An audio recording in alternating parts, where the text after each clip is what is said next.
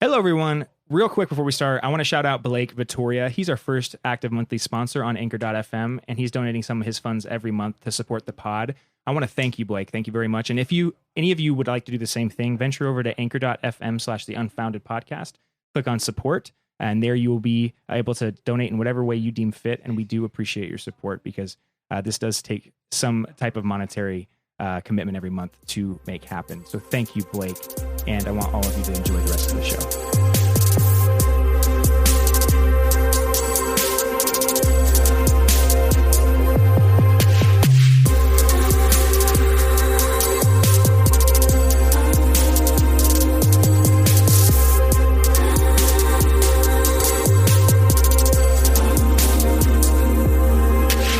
Hello and welcome back to another episode of the Unfounded Podcast, everyone. Thank you for joining us again.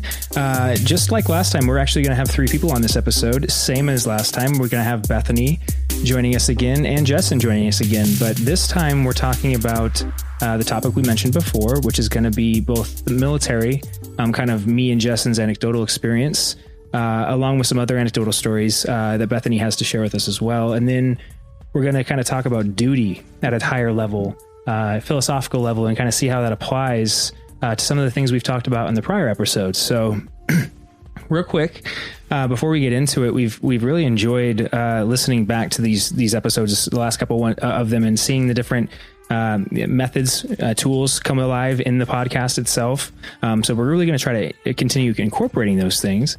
And one of the things we're going to do right at the beginning here is just do a card pull like we've been doing before. As I've said before, Bethany is a psychic medium, and she pulls tarot cards often. And so we're going to have her pull some tarot cards here at the beginning. But we were sitting here before, kind of intention setting, and we have a bunch of different tarot cards in Bethany's room here. And so we usually kind of just look around the room and see which cards pop out to us. And a couple different decks popped out to us today.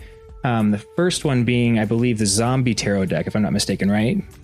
Yeah, and so the Zombie Tarot deck is an interesting tarot deck. It's got a lot of kind of more graphic depictions on it. It's a little darker looking tarot deck, some of the depictions, but we thought it'd be fitting kind of for some of the subject matter we're going to be talking about on tonight's episode.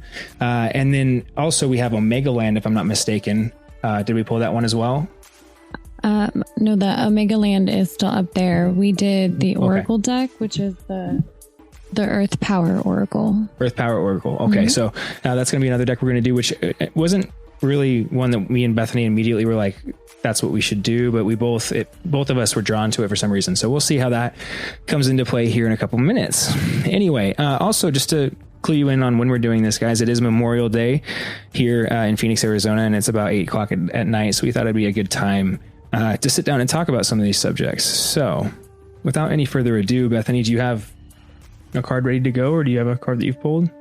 No? I did pull the card. Pull a card, but I wasn't. I kind of think I can see how it resonates. Okay. But you haven't gotten anything yet. Well, I guess I'll just go ahead. It might unfold in a weird way. That's what I'm thinking. It says, "We are one. I exercise self-care and care for my community. There is no one spiritual path, but many." So the "we are one" thing, I was just thinking of like the brotherhood mentality that the military has, was the first thing that popped in my head. I exercise self-care and care for my community. Again, kind of a similar thing I would imagine. But because we had pulled out the book, what's the title of the book? Oh, yeah. Sorry about that. I forgot about that as well. It's we have another book here. It's called Faith and Magic in the Armed Forces. It's a handbook for pagans in the military is the title of it. And it's Stephanie E. Barner. It's a really interesting subject. And we're going to do a random page pull from that as well. So while that one's geared specifically towards pagans, it was the only book that I had seen that was about spirit, like other types of spirituality in the military. But since it says there is no one spiritual path but many, I felt that it applies, because that's one of the things that they're talking about in that book, is how their spirituality, their faith, whatever, was not something that was accepted or even really acknowledged.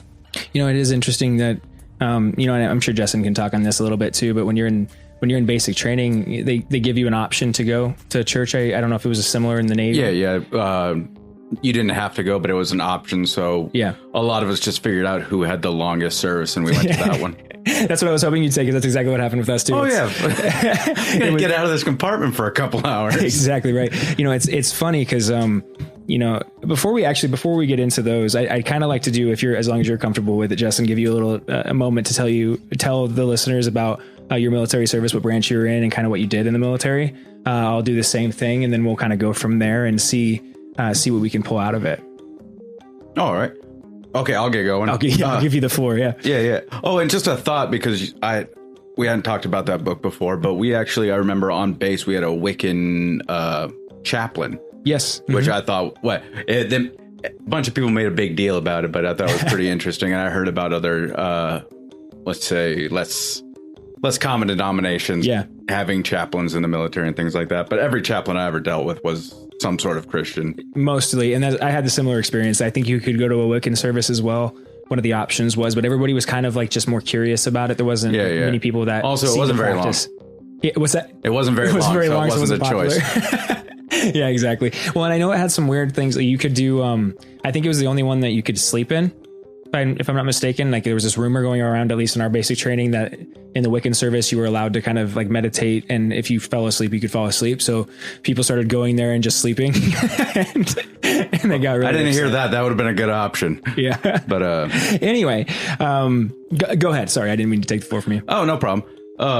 Cool. I didn't prepare this. You're fine. Yeah. Yeah, I was in the Navy. I joined in 2002. Okay. Just after I took one last summer vacation and joined in September. Wow. So you joined right after September 11th and not too long after. A year. Just about a year is when what is it? September 16th, 2022. Yeah. So it would have been a year and 5 days after the September 11th attacks, I think. Year and 5 days. Wow. But I mean, it was already part of the plan for me. I wasn't okay. I didn't catch the patriotism like so many people did. It wasn't a common denominator. It was already part of the plan. I was going to join one way or the other. But yeah, it was a bit of an error, my timing, because our boot camp is in Great Lakes, Illinois, just north of Chicago. So I was there. I finished up in late November, early December, something like that. I finished up school, which you think, all right, so you're going to get out of there right before it gets cold. But no, my initial tech training was in what was it? NTC, which is in Great Lakes. It's right across the street. So I got on a bus, rode for 5 minutes, and was at my new base. So that was nice. Ridiculous bus ride. Yeah. Everyone else in my division was going to Pensacola, Florida for some sort of air debt bullshit. But yeah. Fucking air guys. Which I was in the Air Force, which is, if for those of you that don't understand the context. Also, fuck Navy air guys. But yeah, so I went to basic electronics school in Great Lakes, and then fire controlman A school. Okay. Which is fire controlman are people who work on the weapon systems on the ships. Yeah. For anyone who doesn't have a clue what that is, most people are thinking firemen, I'm sure. Yeah. Mostly. Oh, you put out fires? Well, I did, but that's everyone in the Navy does. I actually got to fight a main switchboard fire on my first ship. Oh, did you? Yeah, it's not as much fun as you might think. Yeah, it's dark and creepy. There's fire and stuff. It was right after I got there too. I was like, all the lights on the ship shut off, and then the engine shut down, which is a weird thing to have happen on a ship. So the entire ship just shook. The lights went out. I'm standing there in a passageway, and some guy just with a flashlight shines in my face, grabs my shirt, and said, "Are you basic DC qualified?" I'm like, yeah, I got qualified about 3 minutes before that. I'm like, yeah. He's like, all right, get an FFE. Throws me in the locker. Get suited up. I got a hose. I mean, isn't there electricity down here? Should we? Nope, it's all gone. That's awesome. Everything's shut off. So, that story is repeatable all throughout the military. I know you just get into something, and that's always when stuff goes down. Yeah. But yeah, we were dead in the water. It was exciting. So what? So explain your job a little bit more. Oh yeah. I was a fire controlman, and when I was done with A school in Chicago, I got to go to Virginia. Which, if any of you get the opportunity to go, oh wait, people in the might be people listening in Virginia. No, Virginia's fine. Nice state. I love Virginia. Yeah. Anyways, no, I did not enjoy Virginia, and then I went back there after the military and didn't enjoy it again. But anyways. I did my C school there, which was my actual specific system I worked on. I worked on CWIS, which is it's a 20 millimeter Gatling gun. It's an anti-aircraft gun. Yeah. It fires, well, the older models fired 3,000 rounds a minute. And then the newer models, the pneumatic ones, fired 4,500 rounds a minute, which is 60 rounds a second. Jeez. So like explain like when one of those things is going off, like what is the experience of watching one of those? Like it sounds like a chainsaw. It doesn't even sound like a gun. It's not like you don't hear a bang, bang, bang noise. It's just a mom. Yeah. And it'll fire for about 20 seconds, then it's done. Like if it's fully loaded and you fire all the rounds, it's 20 seconds and it's done. Mm-hmm. And then they expect you to put on a turtle suit and go outside and reload. I'm like, nah, man, I'll be in the ocean already. And like if I ever have to turn that thing on, I'm going to be like, all right, it's on. I'm going to be in the water near here. If everything works out, come and get me. So it's a defensive system. Yeah, it's an anti-aircraft. It's designed to shoot down missiles. They did some upgrades. Now there's a FLIR on it. You can shoot boats and helicopters and RC cars in a parking lot. Okay. I had a chief who was an instructor, and he got one of those little nitro burning RC cars, and they drive it around the parking lot because they have a 20 millimeter Gatling gun on the side of the parking lot. I mean, just sitting. It was never loaded, but yeah, they have that set up there, so they would drive the RC car around the parking lot and track it with the FLIR. Yes, you could lock onto a heat signature, and they'd get people in the park across the street. They'd lock it onto like some family walking their kid in the park or something like that, and just follow them with a machine gun. Oh, that's nice. I'm sure they were happy to have that happen, right? Yeah. we were doing a track X with these Australian pilots this one time, and they were basically what it was. I think was they were testing their radar detection equipment, so they had to. They wanted to be tracked with an anti-aircraft radar, so that they could have all their Christmas tree go off and say, "Hey, dude, you're about to get fucked," so that they would know that part of the airplane worked. It's a good piece of the airplane to have working. What ideally. So we had both of our mounts turned on, downloaded, no ammunition in them, all set up so that they couldn't fire. We just had them so that they would search and then track and then give us a little light to engage. So it was a manual, not auto, so it wouldn't even try to fire. We'd have to hit the button. But yeah, so they were just marking on top. They were just coming at us. Inbound target, we'd track, we'd search, track them, they'd get all their lights, they'd fly over the top, they'd come back, they did a couple passes. Well, anyways, we were doing that, and so we were dealing with these guys. And I guess we had one of the American ships, aircraft was coming back to the carrier, and it just so happened they were just inbound enough, like sort of heading our direction, that the Australians marked on top, passed over. But we didn't turn off the system because they were just going to come back the other way again. So everything was just still searching. And then so the search radar caught this guy who was heading back to the aircraft carrier and slews out and hits him with the track radar. And I guess all of his equipment was working too, because that guy, you could see him, he just weaves back and forth 3 times and breaks off and heads in the other direction. He just knew that something was tracking him. He didn't know what we were doing. So he's like, I don't know what's happening, but I'm leaving. So what, and you were on a ship most of your time, correct? Yeah, most of the time. Yeah. What type of ship were you on, and how? I was on 2 cruisers and then a destroyer. I was based out of Yokosuka, Japan for 5 years. So I was on one cruiser, and then we did a hull swap with another cruiser. The USS Chancellorsville was my first ship. The Shiloh was my second ship. Okay. And so it wasn't 2 separate commands. We just out there in the 7th Fleet, they tend to run the boats into the ground. So we're always out and doing stuff. So they wear them out. So then we at some point send them back to San Diego to get refitted and all fixed up and new. Updated weapons, next generation whatever stuff you need to do to the ship that we weren't doing because we were out running around pestering the Russians and the Chinese, having fun around the world. Just picking on people for no reason. But so we swapped with the Shiloh, which all shiny and new, and nothing worked because those guys were lazy bastards.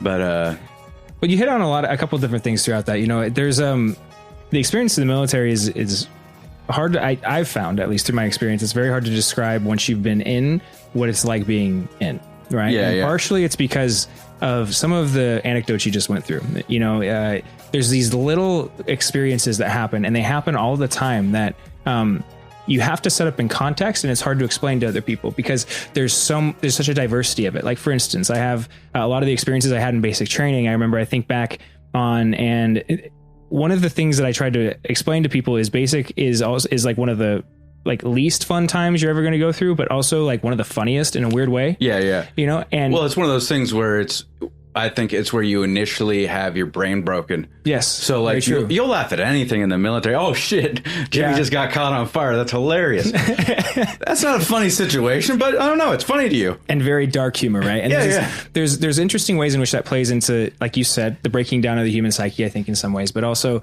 kind of there's other aspects of that too. There's a camaraderie aspect where it's something like telling those kind of jokes within kind of a band of brothers environment kind of distills the energy in a weird way, because you're in such high tension environments. You know, you're in a place where you're dealing with kind of life and death choices, as you were describing, with these weapon systems that can do crazy amounts of damage, right? Well, so it's a really, and at the same time placing. Did you join out at a high school? Yeah. I was 18 when I was still 18 when I went in. Same with me too, and placing a lot of very young individuals there with a lot of power too. Yeah, right? yeah. So, and another thing, speaking of like the dangerous situation, like I was fighting a fire, and then I was working on a gun system, and I was pointing a machine gun at a Chinese ship because we were too close to it. Why would you be that close? but yeah, like just real like crazy stuff like that. But I mean. And then I had buddies in Fallujah and stuff like that, because I was still there when we were still, doing some crazy shit. Yeah, I had a bunch of buddies who joined the Marines and had to take Fallujah like 4 times because they kept some of the hardest fighting, kept on catching it, getting it back. But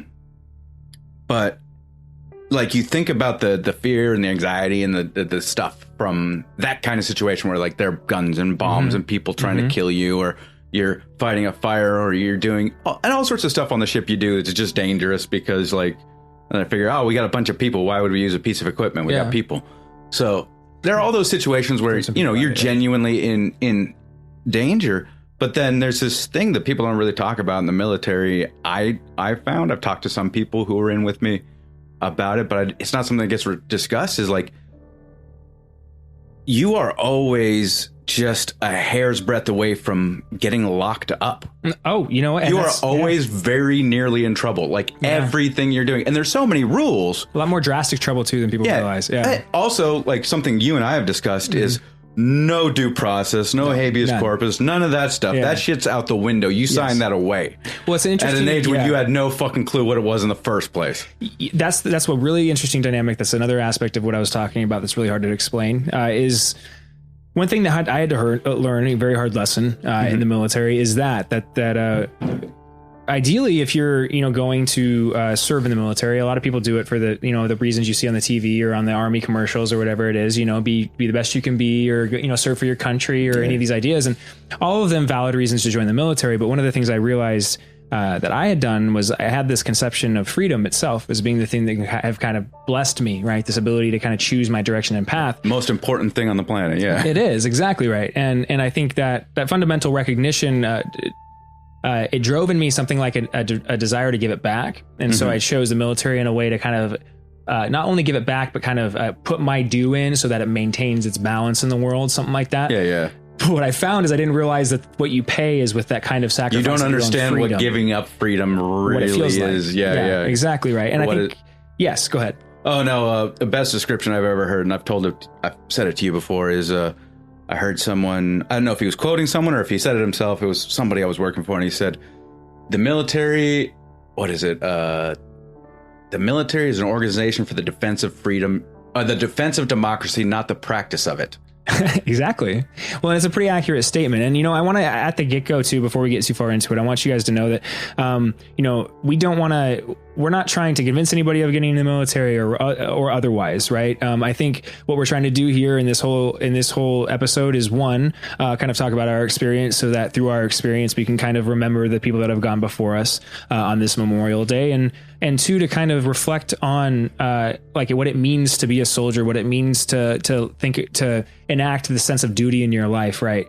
And so, as we continue on with what we were talking about there, though, that there's a lot of experiences in the military that aren't necessarily the most pleasant. And I think most people know this, right? Everybody knows that you're going to go through basic training to some degree. They know that there's going to be this certain sacrifice, but I think there's this misconception about what it feels like to have that freedom taken away. And as it actually segues really nicely into kind of my story real quick before we get in too much further into it as well. Many of the listeners probably already have heard this in little segments, but I joined the Air Force right out of high school, similar to Jesson. And I went through basic training in San Antonio, Texas. and also went to tech school there, which is what ours was called. He had C school, I think you called it.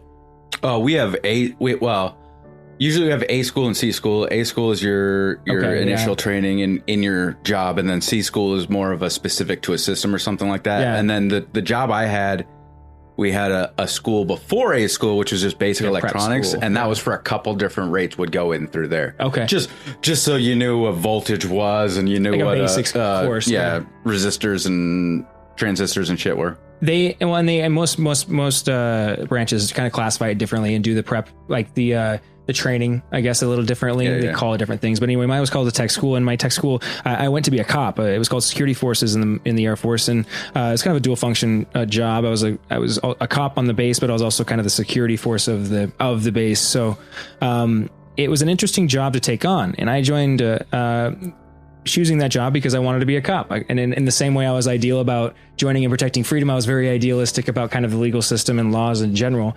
So I kind of took a double helping of that lesson, if you see where I'm going, right?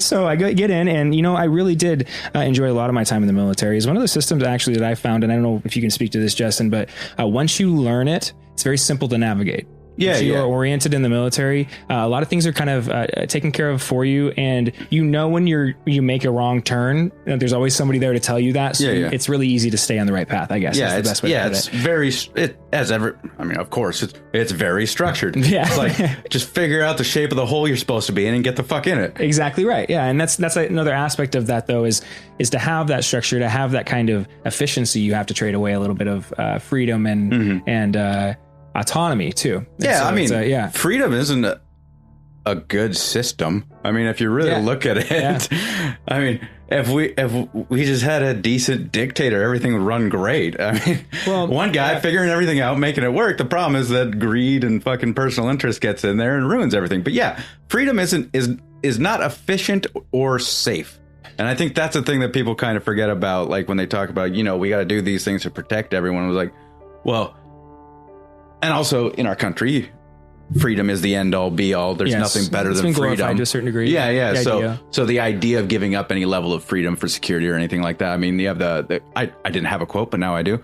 Benjamin Franklin said, any man who would give up a measure of freedom to gain a measure of security deserves neither. Yes. Yeah. And we'll have both. Or there's exactly. I think there's more to it. There's a little more taken away or something like that. But I think that's the point that I'm trying to get across here is that as a country in our society, the idea of giving up anything for security is so hated, and that's why you have the big argument about gun control and common sense gun laws and things like that. And I'm not going to really make a big deal about what side I fall on. I think people could probably guess, but but the thing is, like I say, freedom isn't safe. It's not actually the best system, or I'm not saying it's not the best system, but it's not a perfect system. Just like everything else, there's a positive, there are pros and cons aspect to it.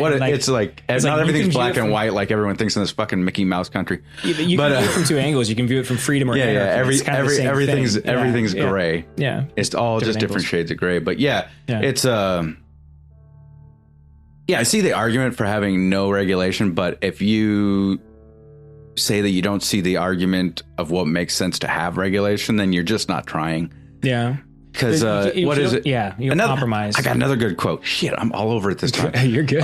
Aristotle, he said, it's a mark of an educated mind that he can entertain an idea without accepting it, or something like that. It was translated from Greek, so however I say it could be good. Yeah. But yeah, it's this thing. People.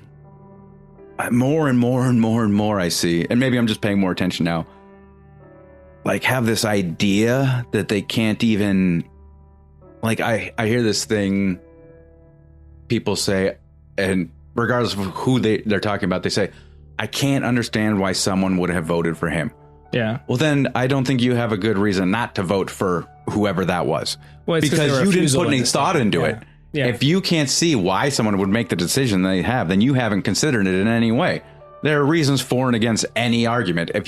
I feel everyone says everyone's entitled to their own opinion. I think that's horse shit.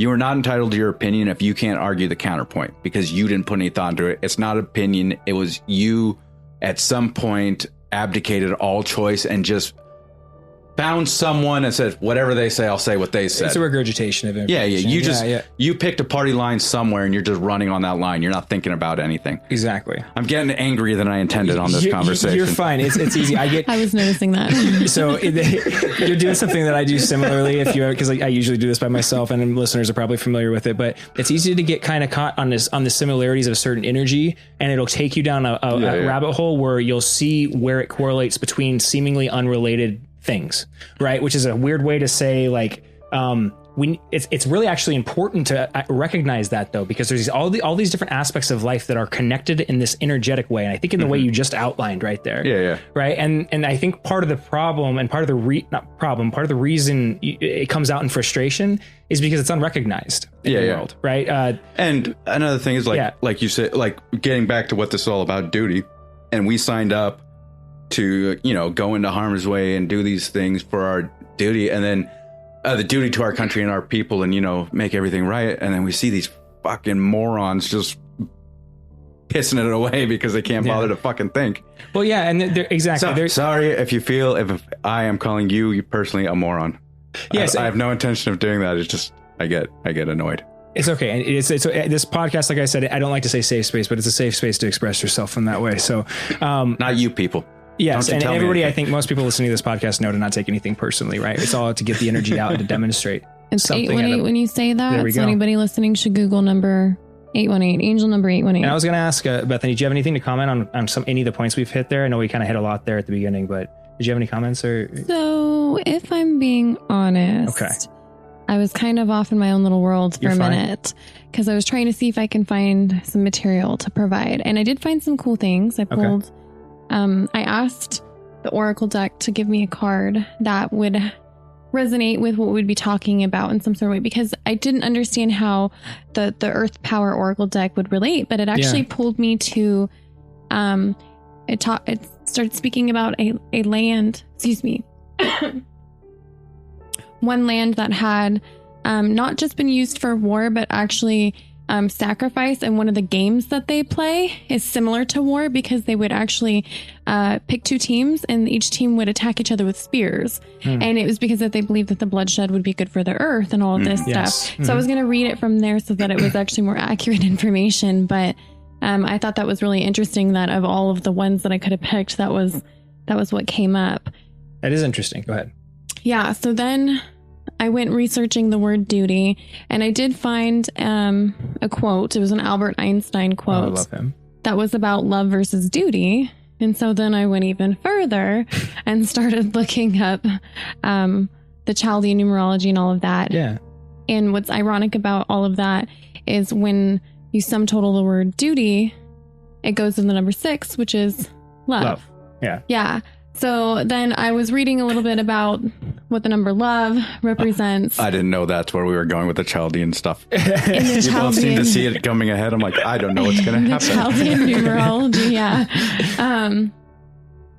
And it talks about the tarot cards that are associated with it. Okay. So the 2 cards that are associated with it are the lovers, obviously 6, the lovers. And then 15, the devil, because 1 and 5 is 6. So I think that was interesting. So I pulled the lovers and the devil from the zombie deck and was kind of reading over that to see how or when it would apply, just kind of like making a mental note. Okay. And then without looking, I pulled clarifier cards and just tucked them into there. So I don't know if you guys want me to show you this stuff now or wait. It's how you guys are done talking, but that's what I was doing.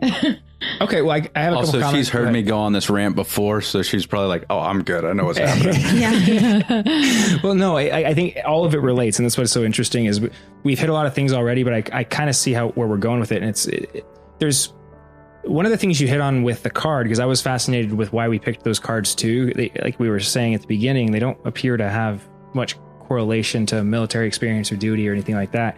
But as you talked about that game, what civilization used to do that? Like where was it from? Or here, hold on. I'd be interested. It reminded me of the Aztecs for some reason, or like the way they used to play that death game with that ball, you know? I thought the same thing, but it didn't pull up an Aztec thing. It's called Sumba Island. That's not the page. Where did you go? Okay, do you want me to just read it to you? Sure, go ahead. Yeah, I think it'd be interesting. So the affirmation on it says, fertility of all kinds is my birthright. I am connected to all the cycles of the land and the sky. Healthy fierceness is something to be valued. Be patient, the time will come. Healthy fierceness. Yeah, I noticed that too. So the description of this card says, many people fly to Sumba from the holiday isle of Bali, I think. Bali. Mm-hmm. And as such, expect the same soft, flowful, almost bohemian energy to extend to this sister place. But nothing could be further from the truth. Sumba is hardcore. There is a very fierce energy about the place, and the clans on the island still practice blood sacrifice in the course of their traditional rituals, which are incredible to witness.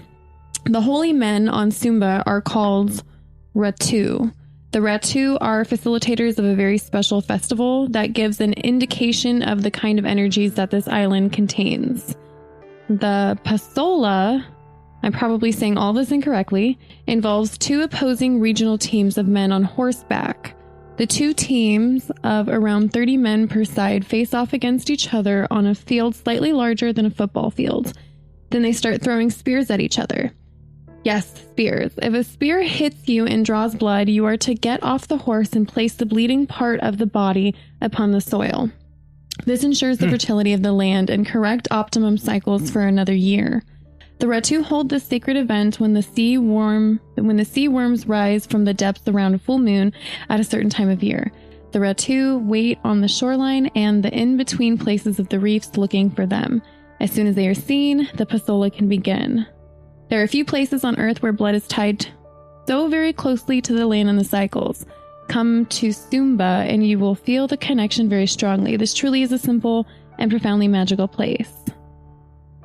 And then there's more, but it's just talking about what to do when you visit there.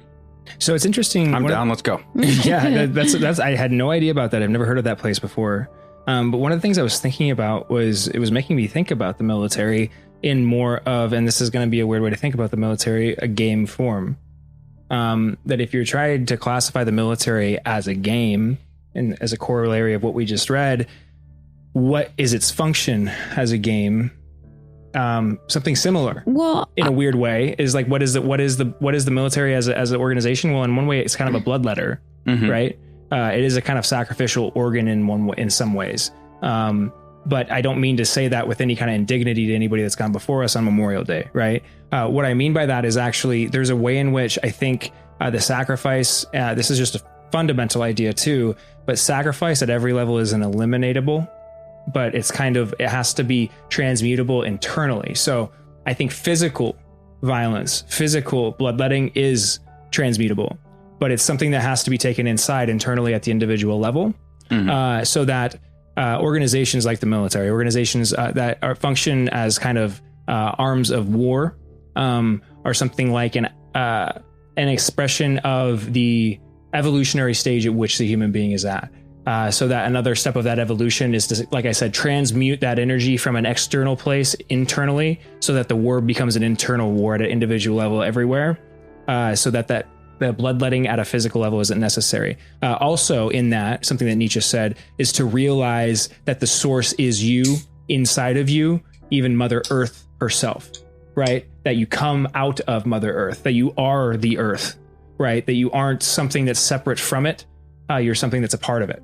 And so that once you realize that, there's not a necessity to externally bloodlet anymore. You can do that internally through something like a sacrifice of the old you. Sorry, this is kind of totally different, but it's just I'm seeing all these visuals and stuff. But when I was thinking about like Greek gods and Roman gods and stuff, they have gods that are of war, gods and Aries. Even planets geared to I'm an Aries if nobody geared towards war and stuff. So then I kind of wondered why would there be a god that supports or encourages, not in like a harmful way, or even, and it supports like as in like condoning, but supports as in like I'm picking a side or picking a person who deserves to be a stronger warrior than somebody else, and I'm giving them or blessing them with these gifts.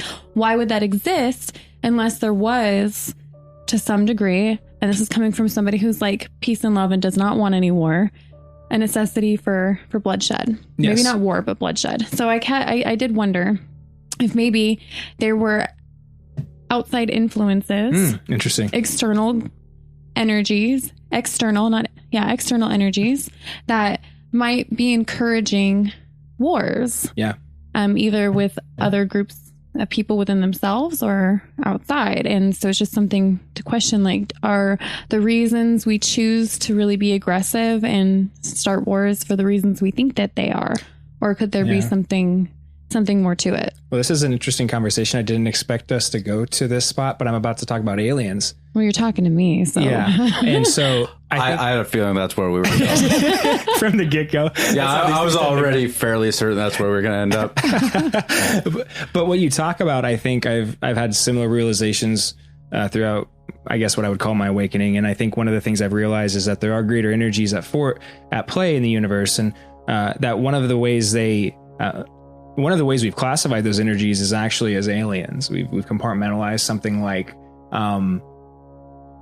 we've taken these generic energies and we've compartmentalized them in different ways. And this is going to sound very extreme for a lot of you, but the way I conceptualize it is something like there's no difference between the angels, between the Greek gods, between the Roman gods, between any of the entities or energies that you've heard before described in a specific way.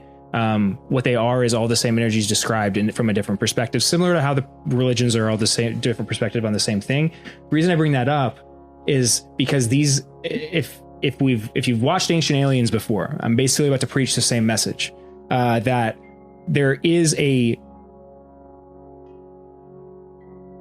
how do I put this? There's a myriad of different ways to experience reality in the honeycomb way that Bethany described in the ending of last episode, so that if the universe is something like this grand experiment, like the secular world puts it, then there's going to be a myriad of different organisms and a levels to those organisms. What type of embodiment do they have, and at what perspective do they have in that embodiment, so that we would have both entities and energies that are similar to us, maybe that look different in this universe. We'd also have entities and energies that don't have a body, that would be just energy. We'd have entities and energies that are kind of something that we couldn't conceptualize, made up of some kind of different matter from a different area of space and time, or maybe a place where there is no time, or maybe there's a place where the time is more fundamental. All of these things, right? So that those can interplay. You know, if you look into like the scientific world, if you looked into string theory and membrane theory, there's this, in membrane theory specifically, there's like this idea that there's millions upon millions or unlimited amounts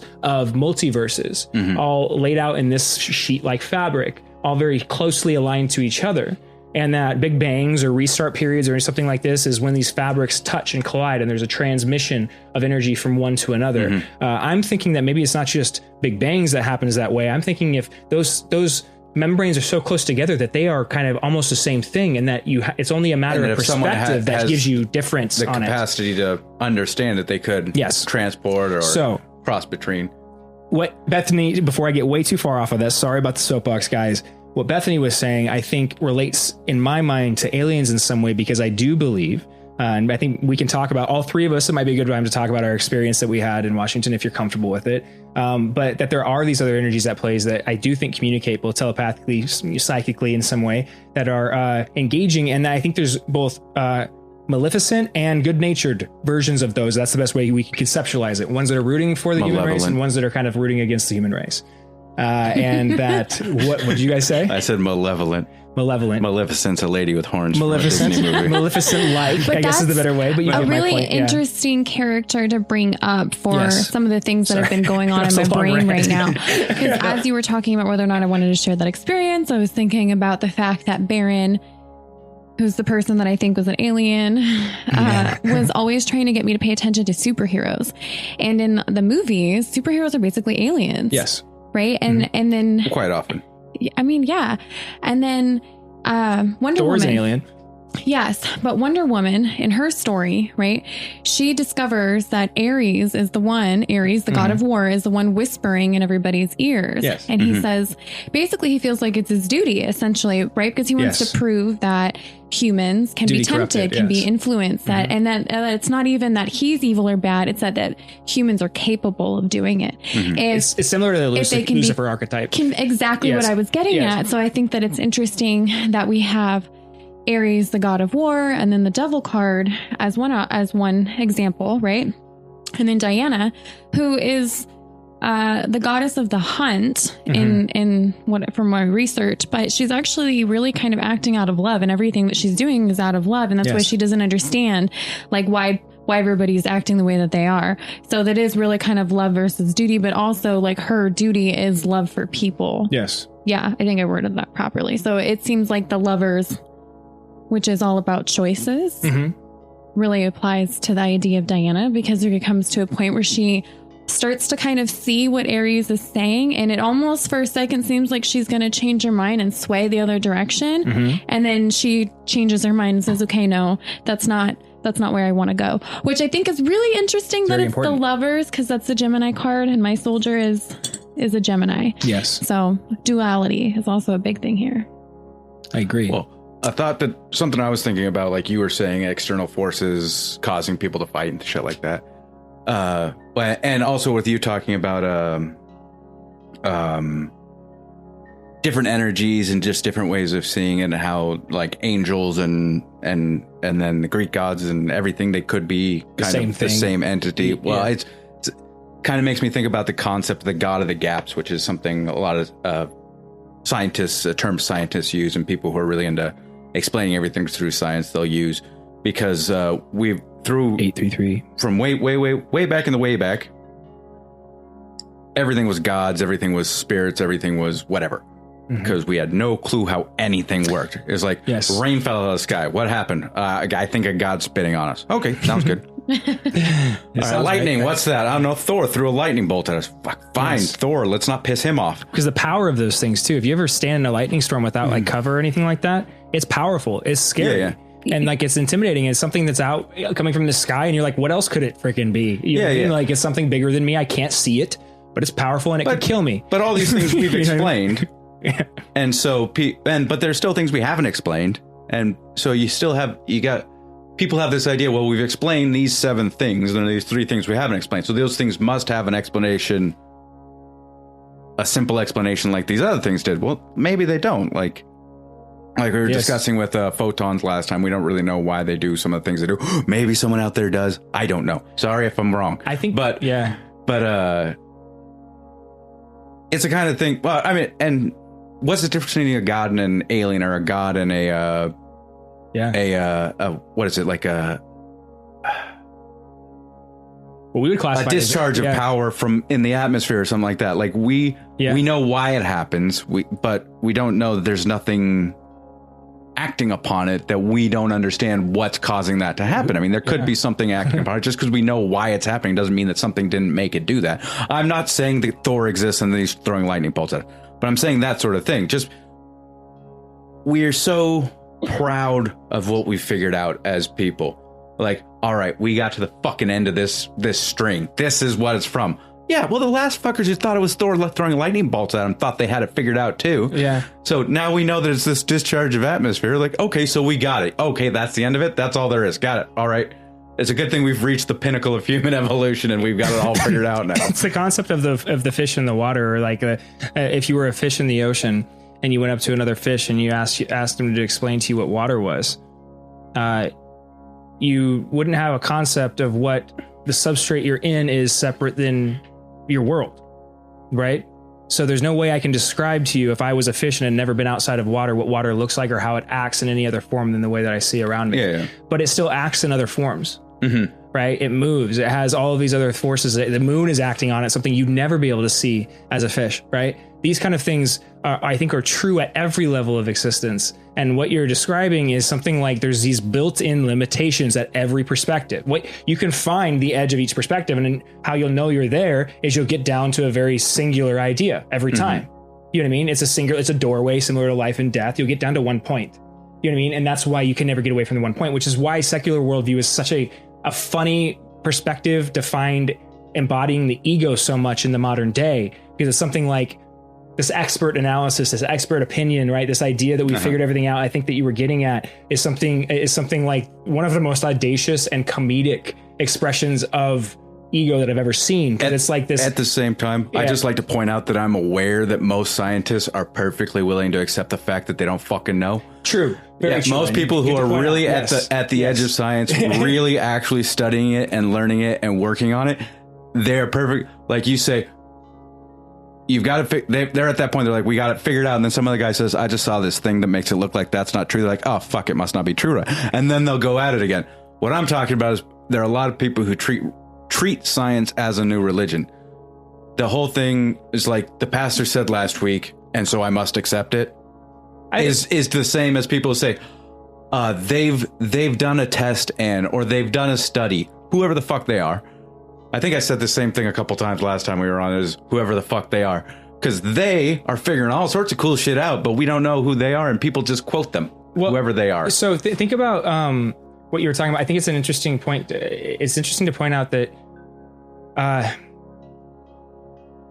I agree with you with most scientists that have that practice. I think what you're referring to is like the scientific method, which is treated as something like a Bible or gospel in the scientific world, as something like if you repeat these steps, then it'll keep you what's the right word?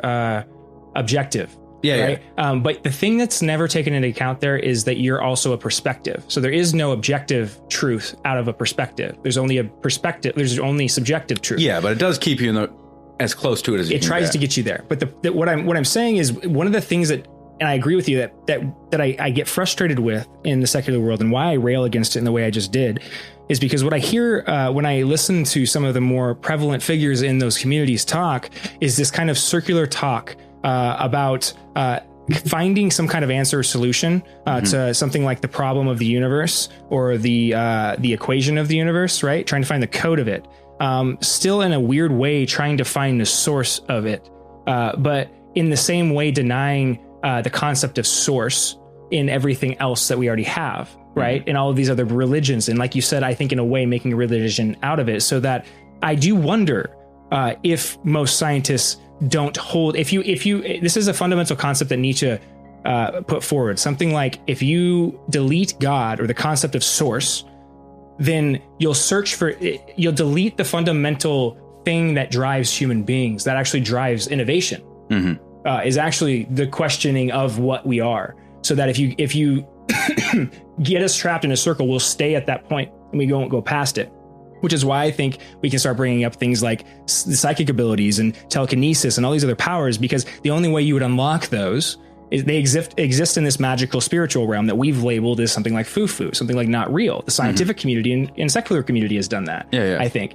But that's the next, what I truly believe is that's the next step. That's, I think, what some of these aliens or whatever entities we're talking about use as a higher form of communication, a lower latency, higher bandwidth form of communication, in the way that Elon Musk is trying to create with a microchip in your head. What I'm so frustrated about all this is like, we already have it. You don't need a microchip. We don't need to augment ourselves. Fundamentally, the thing we are is already connected to the web of life. You know what I mean? So that you don't need this other like auditory form. It's in a weird way, we're limiting ourselves. And so anyway, before we get too much further off of topic, like I think I tend to do, Bethany, did you have anything else to add on that? I know we kind of went off on a tangent, but... Well, I could just continue talking about the stuff that I was pulling up. Yeah. And then as you were talking about like aliens and stuff, I looked over at the galactic heritage cards and thought maybe there might be some additional information in there that I could use. But my quote that I chose is very simple. And it says, "Love is a better teacher than duty." And it's by Albert Einstein. At least according to Amazon it is. Which, interestingly enough, segueing from the secular worldview and everything we just railed against, he's usually presented, as a figure or kind of a figurehead of the secular world.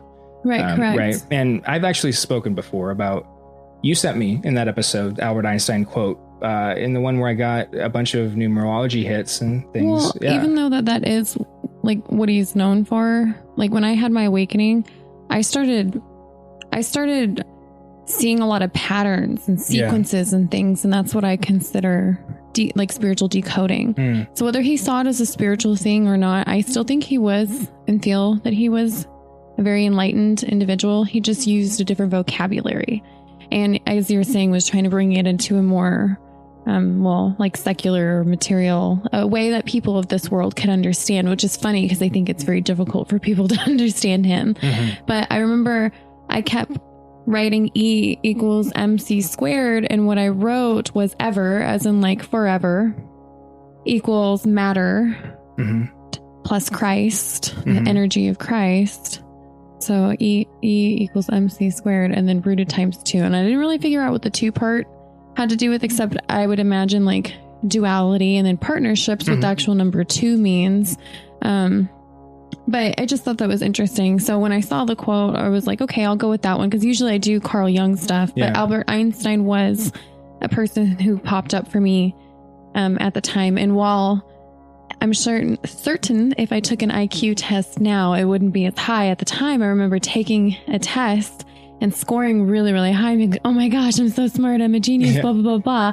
And then when I thought I was crazy and started praying and I was like, I want this to stop. I want this to stop. I went and did the IQ test again and it was not anywhere near the same. So there's something about your state of mind, consciousness, your state of consciousness that allows you to tap into this language that is like just a known language that's unknown. Yeah. Well, it's love. Say your quote one more time. Love is a better teacher than duty. Love is a better teacher than duty. I guess so. What we should do real quick, because we haven't really talked about it specifically, duty yet. But I looked up the definitions already. Let's go with it. I beat you to it. So I defined duty and love. Okay. I just on Google, it says as a noun, a moral or legal obligation, a responsibility. So the example is, it's my duty to uphold the law. And I think that's a really good example. Number 2 is the task or action that someone is required to perform. The Queen's official duties. That's interesting. So again, 2 meanings, like similar to how we had mystery the other night. But what I find interesting is the social dynamic. It says morals. There's a moral emphasis on the first one, right? But I think that speaks of honestly something like a social pressure, in a weird way, right? Because one of the other things I found in the second definition is it's speaking of something like a internal knowing, or knowing of the things you have to complete, right? If it says that you have duty to complete something, then there's something that you have to complete, right? And I think when we talk about duty in the modern context, or in the military context at least, there's both at play.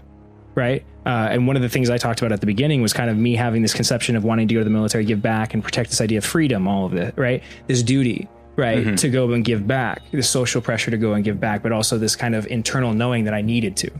Right. I think that there's a necessity to duty that we don't probably identify, but we don't probably apply either. Similar to the way that I confused it at a young age. Right. Again, not trying to down talk the military at all, because I would never change my decision to go into the military. I am the person I am today because of it, right? But that being said, my duty at that time was to go into the military because I had this internal knowing, this duality, like I said, in that definition. Both I knew internally that that's something I needed to do, but also that was something that I was being called to. You're saying need, but by the definition uses words like obligation and required, which would suggest that someone or something encouraged you to feel or think that you had an obligation to give or return, exactly, and also to join. And it's similar in the way that we were talking about the fundamental aspect of the military being a kind of a, with the relating it to Aries being a fundamental thing, right? War at least being a fundamental thing. Well, I guess what I'm saying is the route to who I am today, there was no way through it besides through the route I went. Now, does that mean that anybody else has to go through the route that I went? No. But it also means that if we take into and accept what you said before, then the route that I went did have to go through something like that kind of energy. So to understand myself more fully, and being an Aries, it makes sense, right, that this has to take place. Now, I think one of the things we have to separate is, what the reason I brought it up in that context is both being at play is I think a lot of the times it's very easy to have the social dynamic kind of overwhelm you. I think this is, and I speak to anyone, I guess, that is going through the decision, because I know it was a hard decision for me to make. I'm sure it was a hard decision for you to make, because it is hard to sort out what do you want to do versus what do I need to do? Like, is this something I need to discover in myself, right? Is there some aspect of this that's going to provide a learning experience that I need, right? Or maybe there is some other benefit to it that I'm not seeing right now, right? This calling... why do people go and serve in the Peace Corps, right? Why do people go and do all of these other myriad of activities? There's a way in which we could try to define it and say that, yes, there's a right and wrong decision, that there's right and wrong organizations, all of this. But I guess the point I'm trying to get to is that duty is something like knowing where you're supposed to go. And sometimes the markers on that are the social indicators, are the other people influencing you, so that you have to balance it with your internal knowing and the indicators of the people around you. Right? I'm not trying to interrupt you. I just think it's funny you keep using the word internal knowing. Knowing is what you're saying. And because we were talking about Einstein, I was looking for an Einstein quote that I didn't find, so I won't worry about it because I might have made it up. But one that I did find was, he said, any idiot can know what you need to do is understand. Mm-hmm. And so that's one of the things, which I think... Not to call you an idiot, but no, I know it really fits with the knowing. You keep on saying, I knew I needed to do this. Mm-hmm. I know that this is the thing that I need to do. But like what you're saying is understanding why that's what you need to do, or why you think that's what you need to do, or why. True. Yeah. Which I just kind of played, because that's what you were saying is like, you knew this, but there are other options that you didn't really know or think about at the time. So I think that kind of ties in.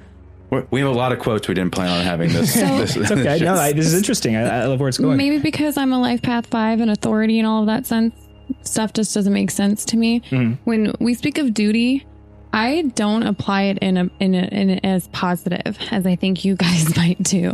I see it as like a form of control to me. It's to me. Well, and I could be wrong. Hold on. Hold your thought. I'm not arguing, but okay. Okay.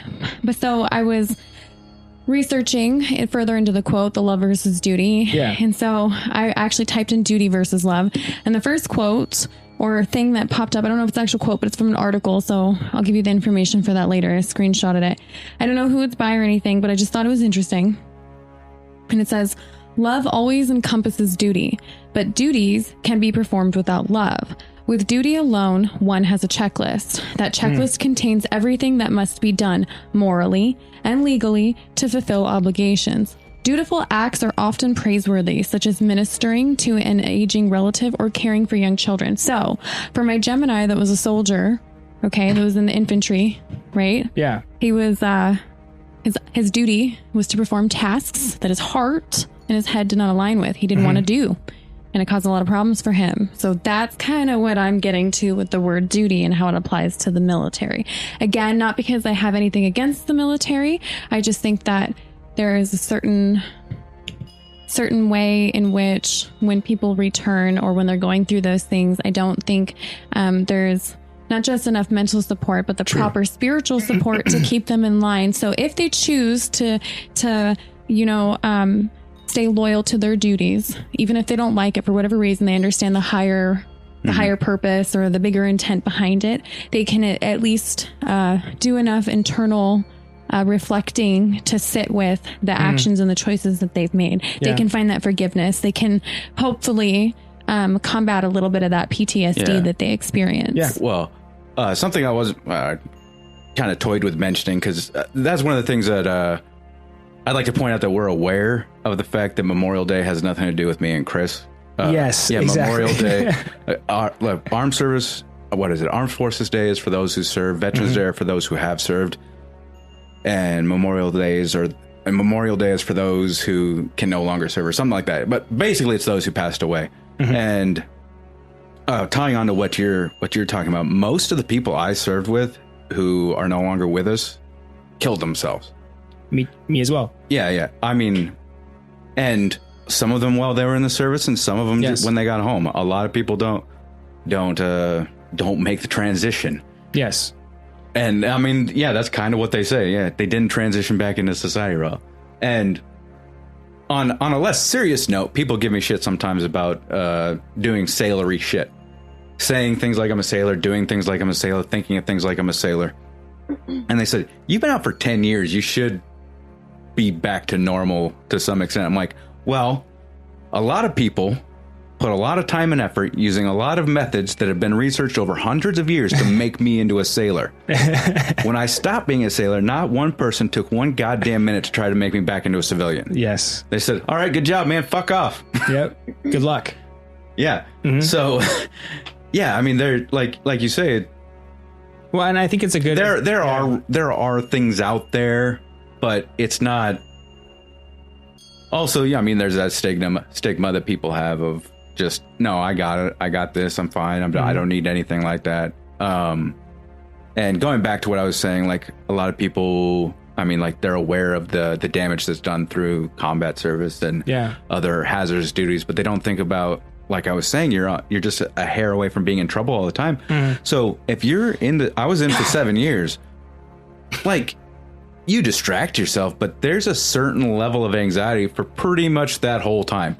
You've got a training cycle. You've got an inspection. You've just got to go out and have a good weekend and hope you don't end up in front of the old man on Monday because you got drunk and lost your wallet. I went to mass for losing my fucking wallet because I had been drinking when I lost my wallet. So I had to explain that I was drinking by myself, and at that point all armed forces in Japan had to have a Liberty buddy if they were drinking. So I was drinking by myself, lost my wallet, couldn't get back on the ship without security. Security says, have you been drinking? I quite obviously been drinking.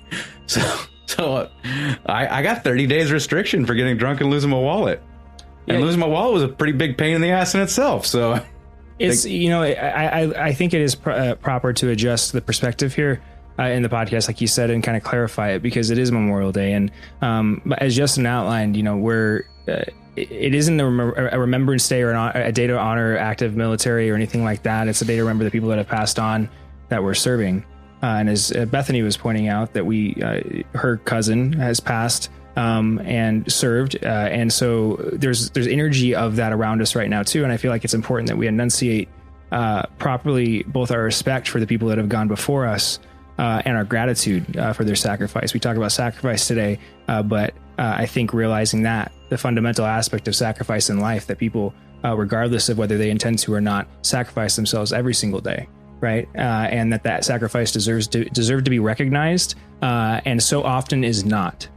And that's, I think, the point I really want to focus on right now, is this aspect of an unrecognized sacrifice. Now, this doesn't only apply to the military, even though it is on Memorial Day. This actually applies to you individually as a listener. It applies to everybody. When we talked about duty before, and when we kind of got in the weeds there with it, I think, at least myself, I was thinking about it, I think, a little bit too much in a philosophical way. But I think if we apply duty to the concept of that, to sacrifice the people that have gone before us, then it takes on a different kind of definition, maybe than even the ones that we've kind of defined already. And I think maybe this is the one I speak of, is there's this aspect that regardless of whether people know it or not in the moment, that duty sometimes tends to be the thing that calls people to, in a weird way, greatness, right? Now, it doesn't have to manifest in the military way. And it can manifest in your life in any way. It can manifest in what you want to make happen. But I guess what I'm saying is there's a tricky way in which even the people that didn't mean or intend to sacrifice themselves in the way they did, right, that went before us, their sacrifice and their duty, the way in which they enacted duty in their life, needs to be honored. And I think that's why it's such a tricky thing to define duty and to speak of it as kind of to speak of it in either positive or negative terms, because it's similar to anything else. It's something like an idea that has both positive and negative perspectives attached to it, right? That's fair, because as you were talking about that, I was thinking about how, like, for one, I do quote unquote shadow work. Yeah. So I'm a medium, which means that I have the ability to communicate with those who've passed away. And just because they've passed away doesn't mean that all of their traumas and the things that they've experienced have left them. So in a way, because I have the ability to connect with and understand them, I feel and have expressed that it is my duty to kind of be the voice for them, to stand up for them, not because I'm picking or choosing what's right or wrong or picking a side or anything.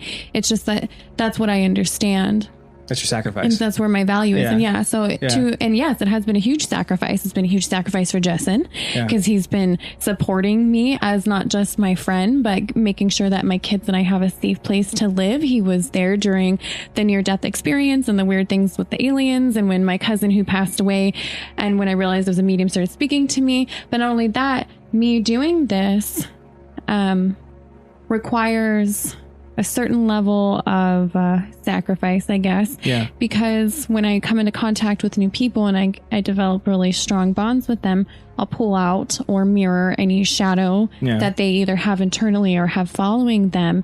And then it turns into this really big nightmare. And anyone who is like a shaman or does shamanistic energy work, healing practices, understands that when you are doing that kind of stuff, that energy is actually taken onto you. So you are sacrificing that's yourself. how you experience it. Yeah. Which is something that I wanted to bring about soldiers or people going to the military, because those who are gifted are going into the military, probably being told that they're bipolar, ADD, ADHD, or something else, or it's unrecognized. And they're actually taking on or even experiencing traumatic things, even actually performing traumatic things that doesn't really sit well with them. And then we tend to go and do these traumatic things in places where trauma has been happening for a long time. Well, I mean, imagine being a medium and going into the infantry and having to take a life. Yeah. And then coming back home, not knowing you're a medium. Also in a place where people just like you have been going and taking lives for the last 500 years. Yeah.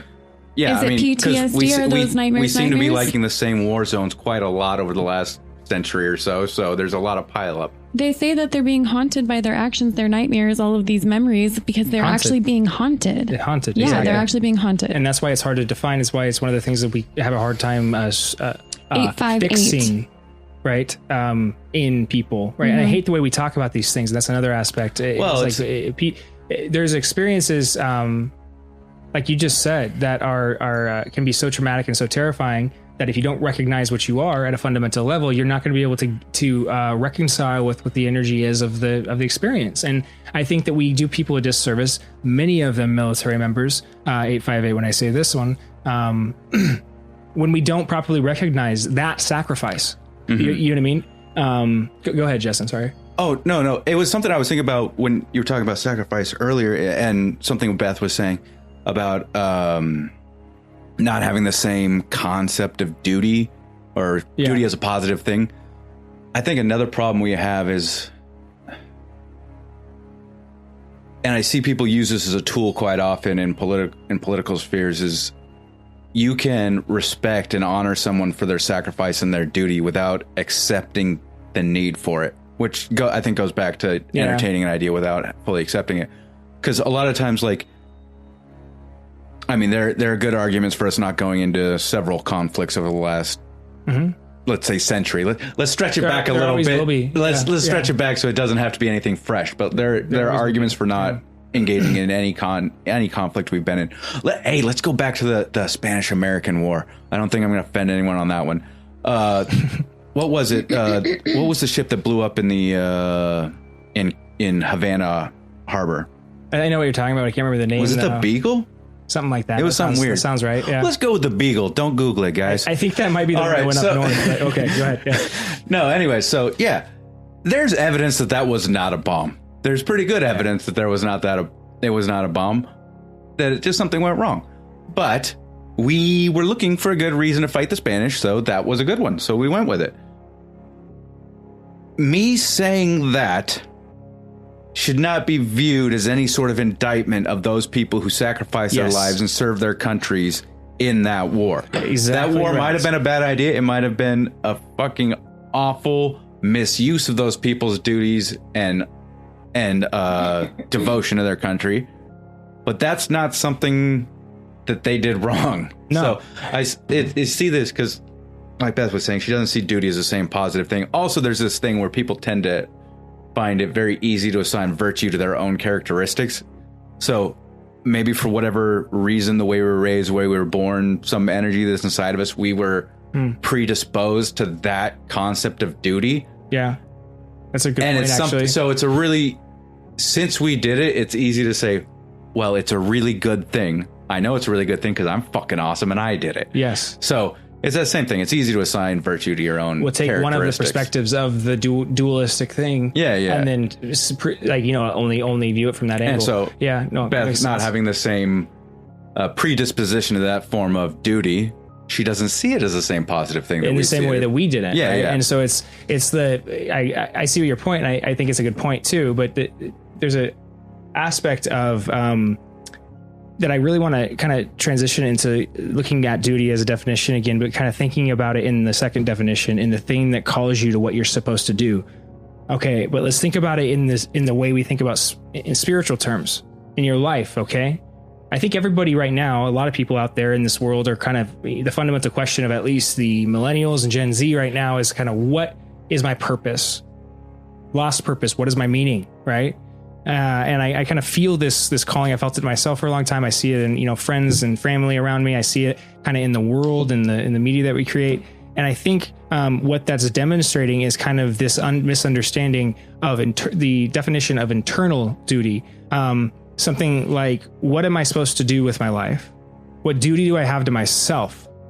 Right. And I kind of want to take the definition and flip it inwards. Duty, but inwardly. What does it mean to have to act in a dutiful way towards myself? Right. And the only way that I can think about that after asking myself that question is, okay, well, what are you supposed to do? And it's a weird question to ask yourself, because if you accept or understand kind of any of the other spiritual ideas I've talked about at different points, then time doesn't exist and all these other things, right? So how is there a future and a past? Well, I think that there is some kind of intermingling of these ideas, that the fabric of nature isn't like a future and a past, not linear, but there's also a way in which we experience it that way. So in order to understand our meaning, we kind of have to ask ourselves the question, what am I supposed to be? Even though it's not really defined. It's not defined yet, right? But the question still needs to be asked. Mm-hmm. And then you have a duty to enact that in your life.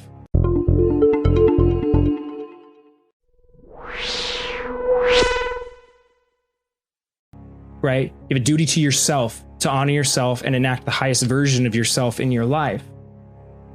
But there is a way in which we've taken this internal duty, where it's supposed to be placed, externalized it, and then placed it in organization structures and ideas, and then used it to motivate people, right? So we're like, and it's a very effective way to motivate people, because you're taking a fundamental thing that they need to solve internally and saying, hey, the way you solve it is right here, right? But you can't solve it that way. And so what does it cause inside of the individual? Something like an identity crisis, post-traumatic stress disorder, something like that, when you can't rationalize why you would do something that you wouldn't normally do. Well, you wouldn't. Because that duty, that internal sense of duty has been externalized. You've been disconnected from it so that you act in ways other than you. And I think that's kind of talking about what you were saying. Well, I think when you were talking about that earlier, that while the word duty isn't a synonym to the word dependable, but I think duty is kind of like a measurement of how dependable you are or are not. But to what? Is it to yourself and your own true beliefs, to, something that you decided to commit to, like a job, a career, a marriage?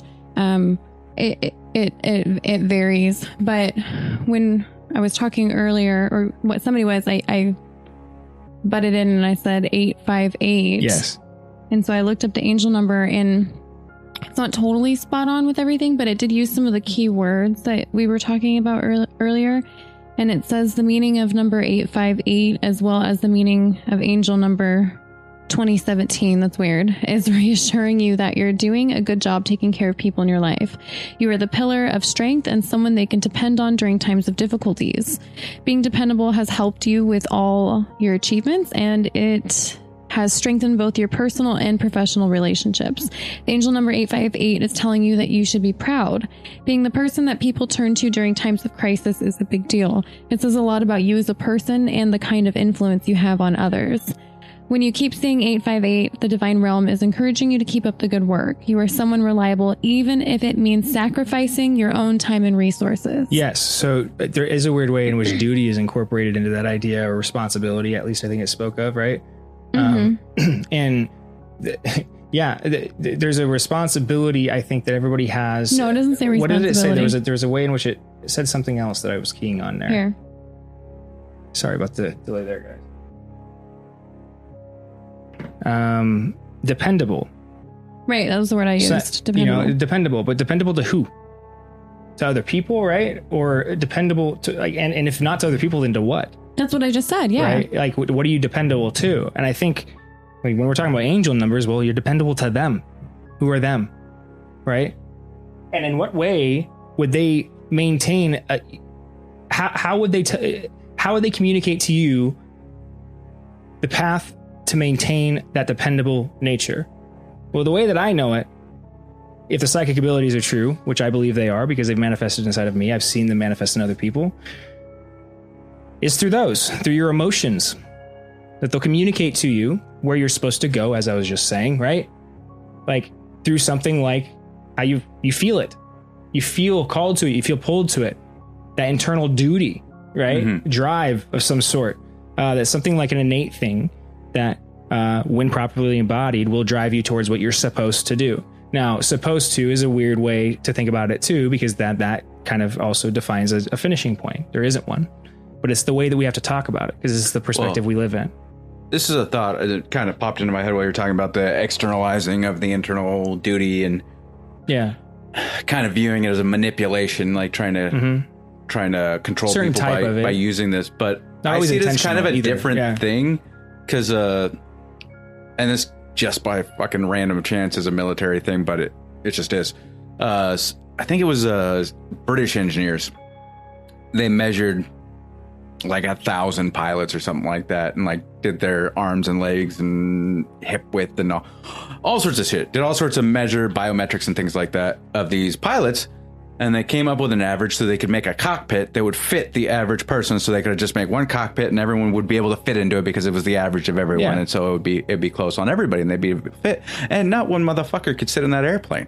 Yeah, because the average person doesn't exist.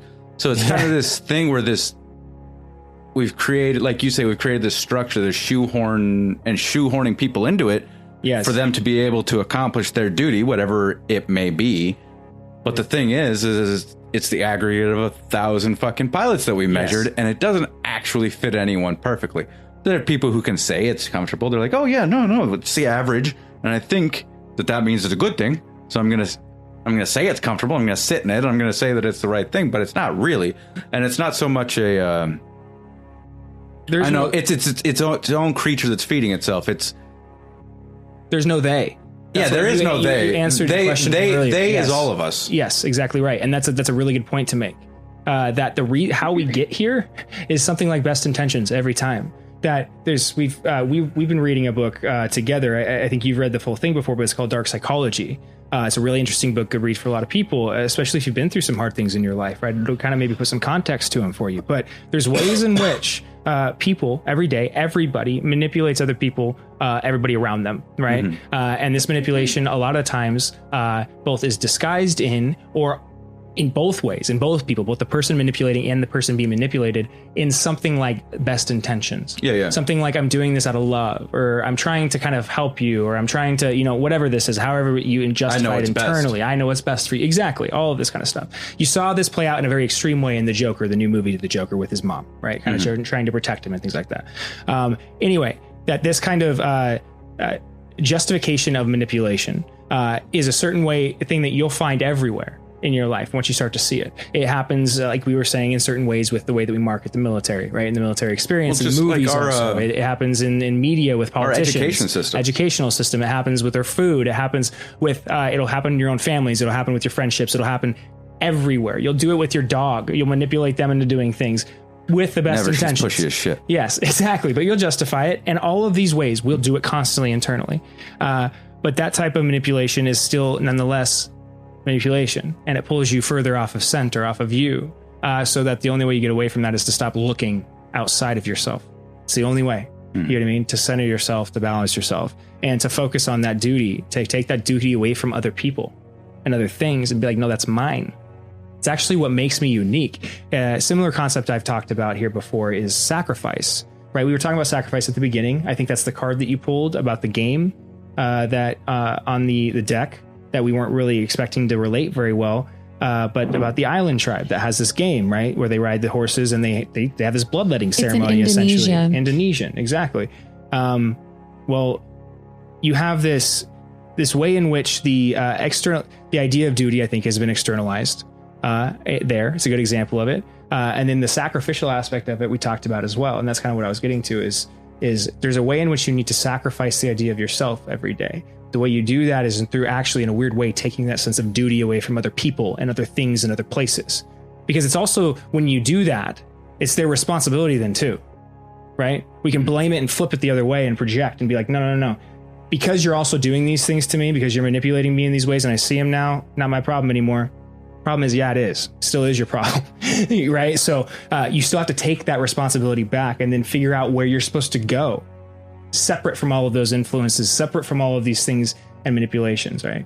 And this is something, the message I think that can extend to people in the military, to people that have gone or have been in the military, to people that haven't been in the military. Doesn't matter who you are, what you are, where you are, right? Taking that responsibility back in your life is kind of a message that has been politically overused, I think. And because of that, people shut off when you say responsibility. But no, it's a message that we all need. You need to be responsible for figuring out what and who you are.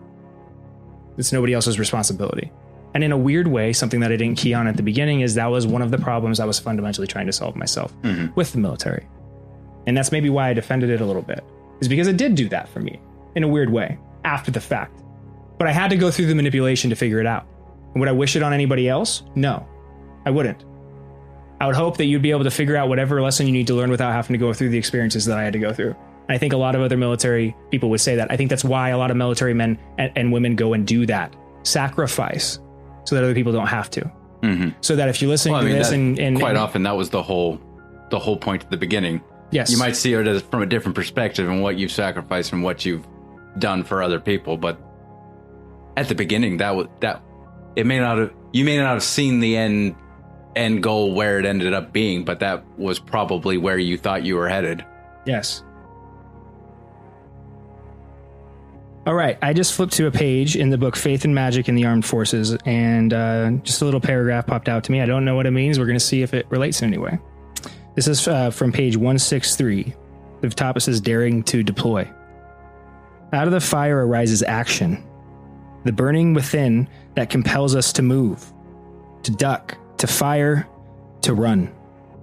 The quicksilver energy of flame burns within the warrior, overcoming petrifying fear, burning away momentary panic, and spurring the soldier forward across the battlefield. Action is the core of the military mission. It must be in harmony with the other aspects of the warrior's heart, or else one is likely to slip into the berserker mindset and engage in behavior that is foolhardy, dangerous to the mission, or deadly both to the service person and those around them. Finally, from water arises will. Those who have a strong foundation in elemental correspondences may be surprised that I place will in the domain of water. It is an apt placement for the warrior's heart. Water can be channeled. It can be focused in its flow, but it can never be truly stopped. It will overflow the dam. It will wear away the stone that blocks its path. Like the heart of a warrior, the water's course may be directed, but it cannot truly be moved. Water is flexible in its movements, but constant in its composition. I don't know if you guys got anything reading that, but one of the things that I was thinking about, why, especially the first part of that, the water aspect is really interesting because Aries is what I associate with the god of war, and Aries is a fire element usually, or a sun element, right? Something usually associated with those elements, and to have water being the kind of thing that the warrior needs to actually embrace to balance out the warrior heart makes a lot of sense now that I say it. Because water in a similar way, what puts out fire? Water, right? And then how do you get water to move? Literally boil, you burn it, right? Right. So it's this way in which if you properly channel the energy of water, that flowing of life, then the action that you have to take, the violence that you experience in your life will take a certain type of context. And then you can define yourself as a warrior in that. You'll know that you can take a moral place in it as well, because you're doing something like maintaining the balance. And in a weird way, you can learn this from the ancient samurai, right? That there's, in a weird way, and the Buddhist religions, that the Buddhist religions came out of violent cultures, hyper violent cultures, right? People don't, we've disentangled those things. The samurai were a hyper violent kind of, not the samurai, but the, what's the name of the system?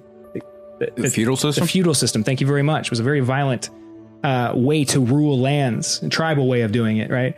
And so there was a necessity in this way of living to kind of settle scores, to balance things. And sometimes that meant if you had nothing but feudal or violent tribes around you, the only course of action is violence.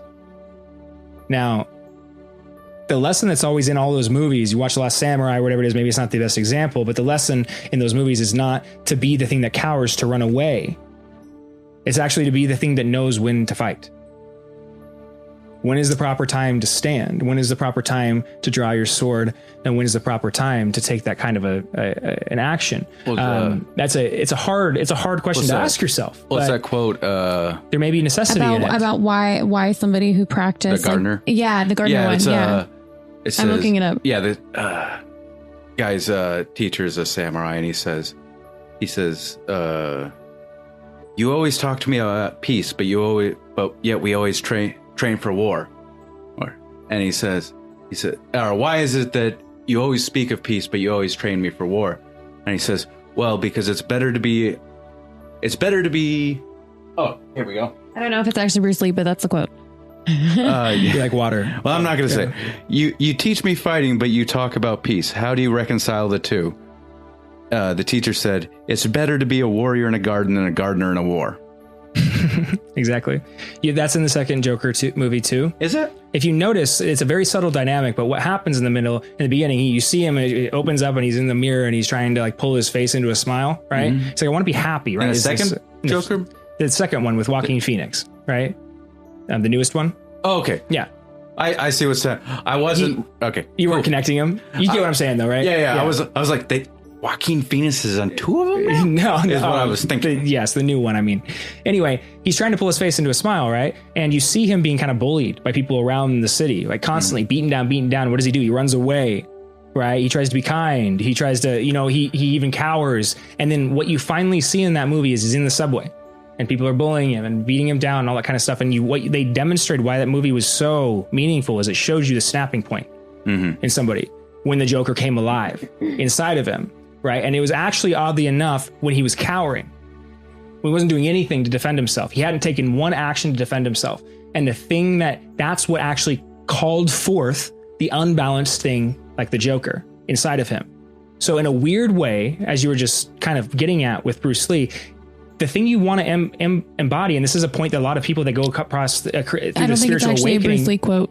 Process. Oh, I'm sorry. No, I don't think it is. Maybe it's not them. I think someone just attributed it to Bruce Lee, but I don't think it was him. Pulled up on the phone. That's why I told him it's not Bruce Lee, but we'll clarify. We'll put it in the show notes for you guys. We'll figure it out later. But there's a part of the spiritual awakening process where you can get caught in this, and you saw this in the 60s, like peace, love, and kind of harmony. And this is a certain energy you'll get when you connect with the totality, with the universe. You realize everything's the same thing. Why do we have to fight? All this kind of stuff, right? And you can get kind of stuck there and trapped there if you're not willing to recognize these other kind of energies that exist as well. And reconcile them. You'll try to eliminate them then, and in a weird way will be the undoing of everything you're trying to make, which is what happened in the 60s, right? In the 70s with that movement. So in a weird way, I do think there's a reinvigoration of those ideas right now, but that if we want to actually make it to the next level of existence, we have to recognize these things. That's why The Joker is an important movie. Don't be a wallflower. Don't let people walk all over you. That doesn't mean be a violent thing like the Joker. I'm not condemning anything he did in those movies. What I'm saying is make sure that you're not allowing yourself to lose respect for yourself. Ever.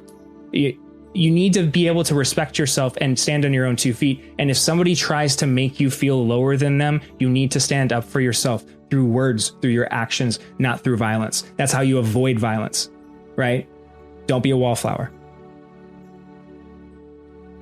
Now, moving on, I have 2 quotes that I haven't gotten to yet, but do you have anything else? Well, I just have just some stuff still about love, about the major arcana cards for the number 6, still talking about what I first did, but I can wait to read that towards the end.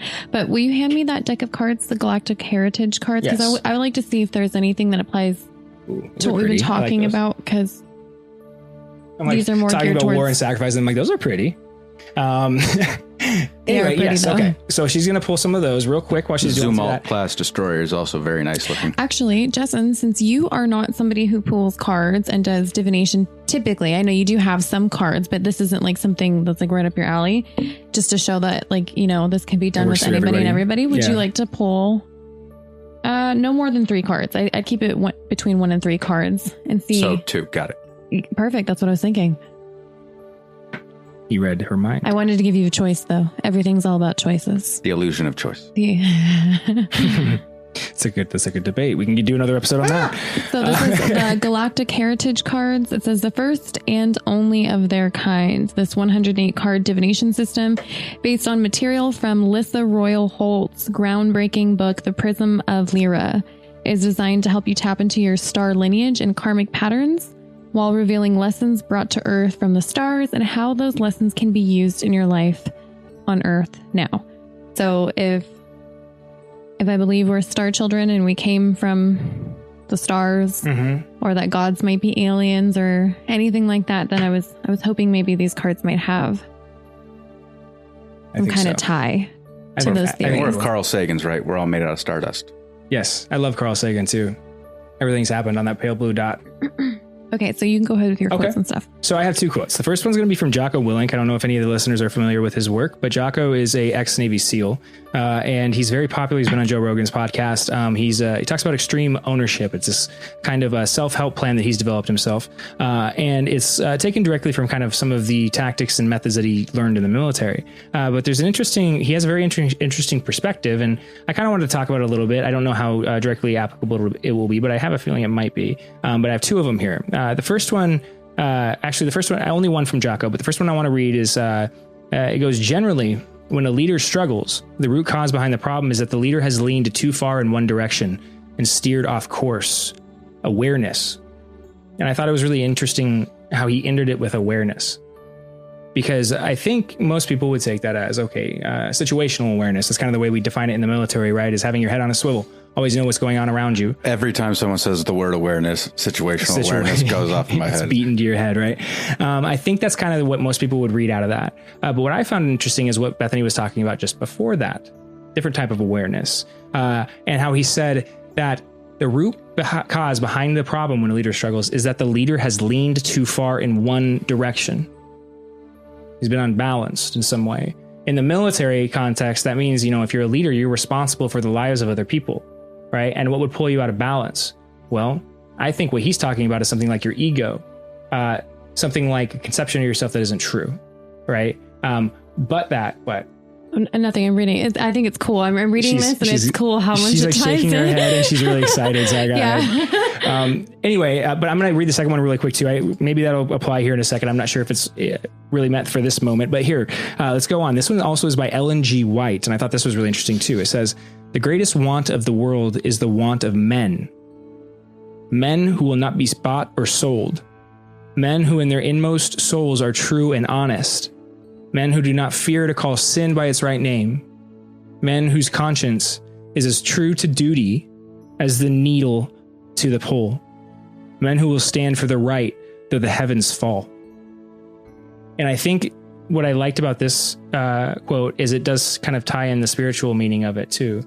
To me, this speaks of the kind of duty I was talking about or speaking of before. To be true and honest, to not have fear to call sin by its right name. And I think when they talk about sin, the proper definition of that is like the traditional one, to miss the mark, right? To know when to call a spade, right? Stand up for yourself, right? To take the turn when you know it's right. And we all have that internal compass, this internal sense of duty to maintain our perspective on that compass. As soon as you lose your gaze on it, you lose your way every single time.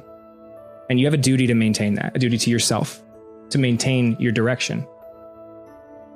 That's like that. It sounds a lot like that Edmund Burke quote. "The only thing necessary for triumph of evil is for good men to do nothing." Yes, to not act. It's not actually the actions of heroes that make the world what it is. It's the actions of small people every day, kind of making that happen, making those massive stories possible. And that's, I think, one of the things you'll hear from a lot of Medal of Honor recipients, why it's such a heavy weight to be given that as well, I could imagine, is because all of the men and women that have died and all of this, that have sacrificed in this way, to be given this kind of honor and to represent them in that way. You know, the Medal of Honor really is a good representation of the energy of Memorial Day, right? Because you're a walking human embodiment of the people that have died, because that's why you're getting it, is you did something that should have killed you. Yeah, You know what I mean? And you did it knowingly. You made that sacrifice. And so you're the only, in that way, it's a really good way to honor, to define who is worthy of bearing that weight. That's a heavy weight, you know? Anyway, did you want to kind of explain what you were? So there are 2 cards. The first card that I looked at was 63. It's a seeking karmic balance. 6 + 3 is 9. Okay. The tribe that it comes from it says Pleiades. I don't know anything about those enough. I don't study that yet. So I'm just working with the cards, but I think it's cool because, first of all, the first card is 63, right? And it's on page 102 in the book. And the second card is 102 alchemy. And then what happens is it goes 63 to 102. And on page 141, 456, which is number love, is card 102. Does that make sense? Yes. So it kind of connected you to another spot. I was seeing the synchronicities, and also 3 is the number of magic, and then 6 is love, and 9 has to do with endings before a cycle. So I'm seeing the synchronicities and how. Yeah. Speaking of the communication, we're talking about, this is one of the ways that you have communication going on. I think probably between the entities we're talking about right now, they're probably, that's how you call them. You talk, hey, I want to talk. You know what I mean? And that's okay. We're here. You know, it's like, it's an instant connection, you know, but that you are being guided in that way through the numbers. Hey, this is what we want you to say. This is kind of, I guess, the best description of what you're talking about, I think. I wanted to do a tarot reading on here and didn't get to do an actual tarot reading, but this is still I feel a guided message to those that are listening, especially ones who can relate to the topics that we've been going over, specifically like with the military and whatnot. But it goes further out.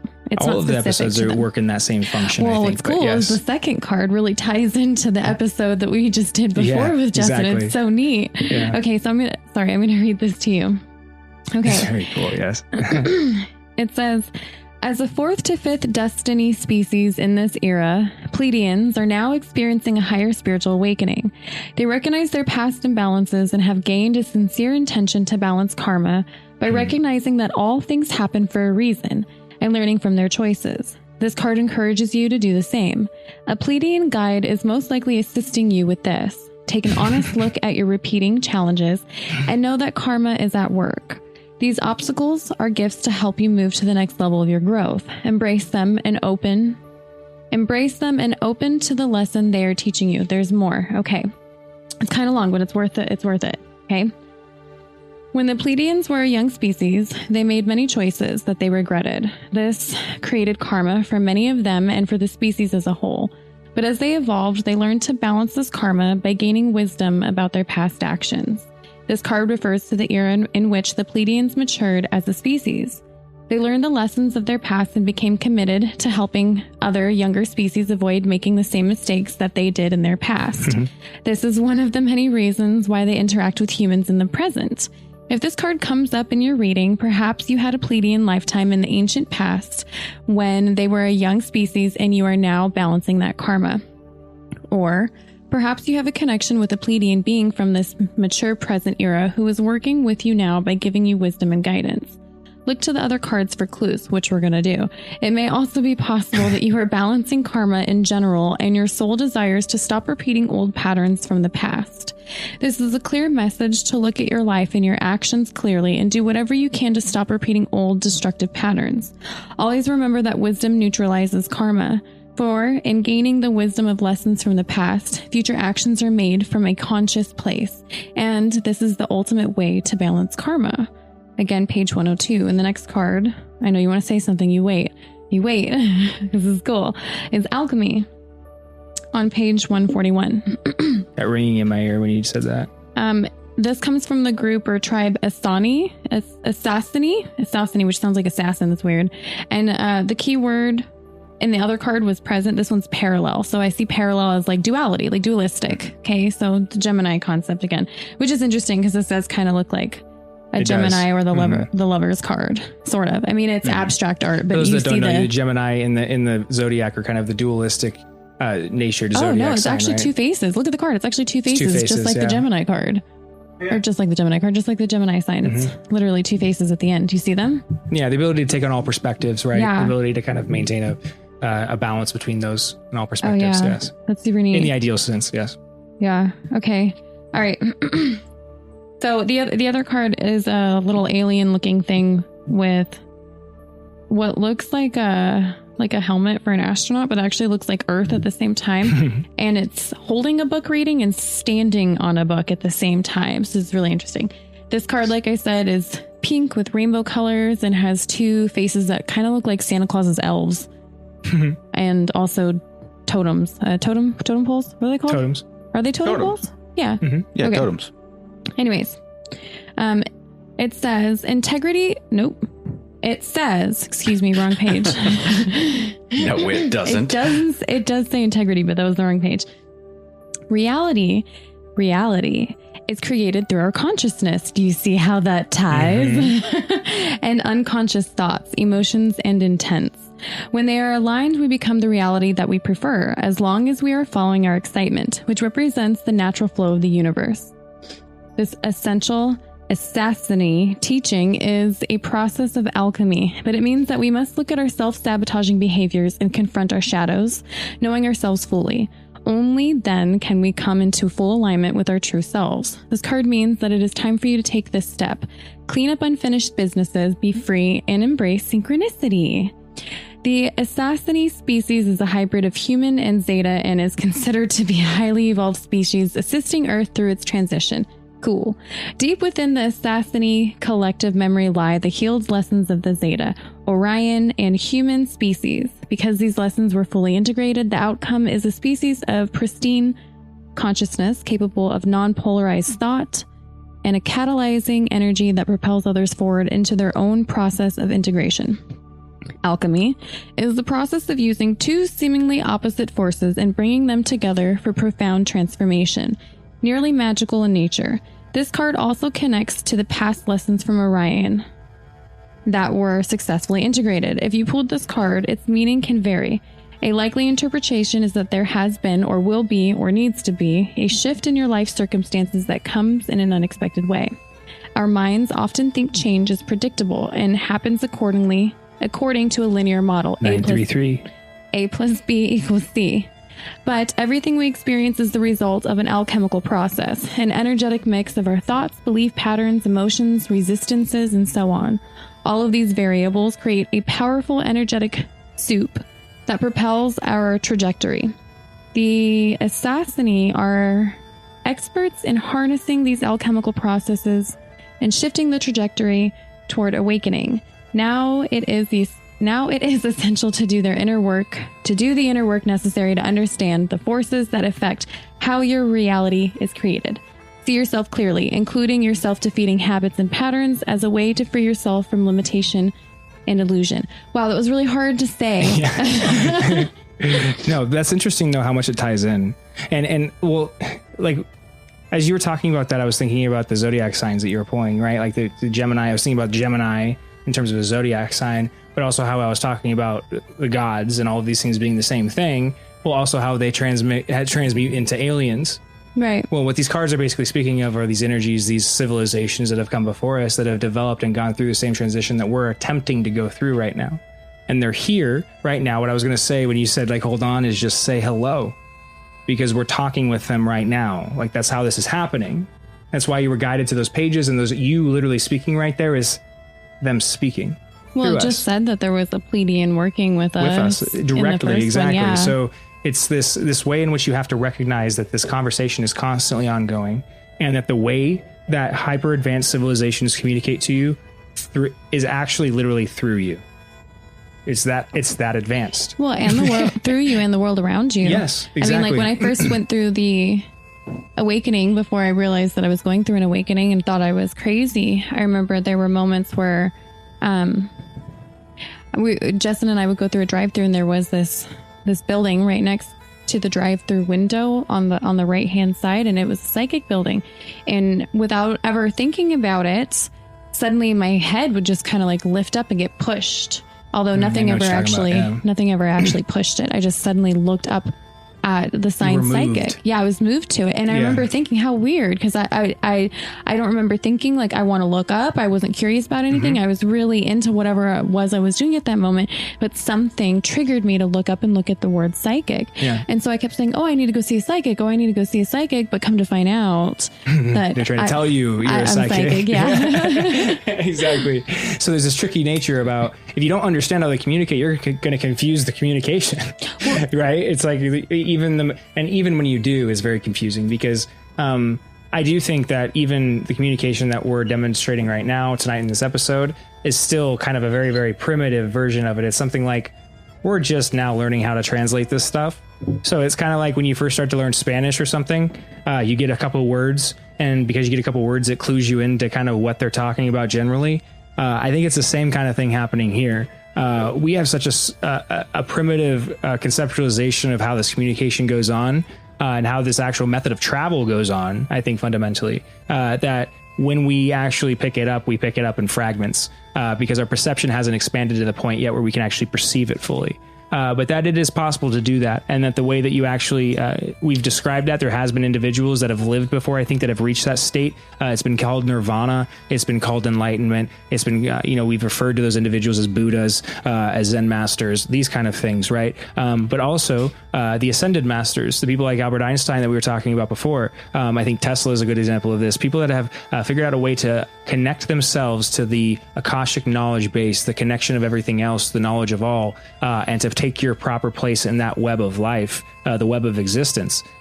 Once you do that, then the entity that is the conception of you is completely and utterly deleted.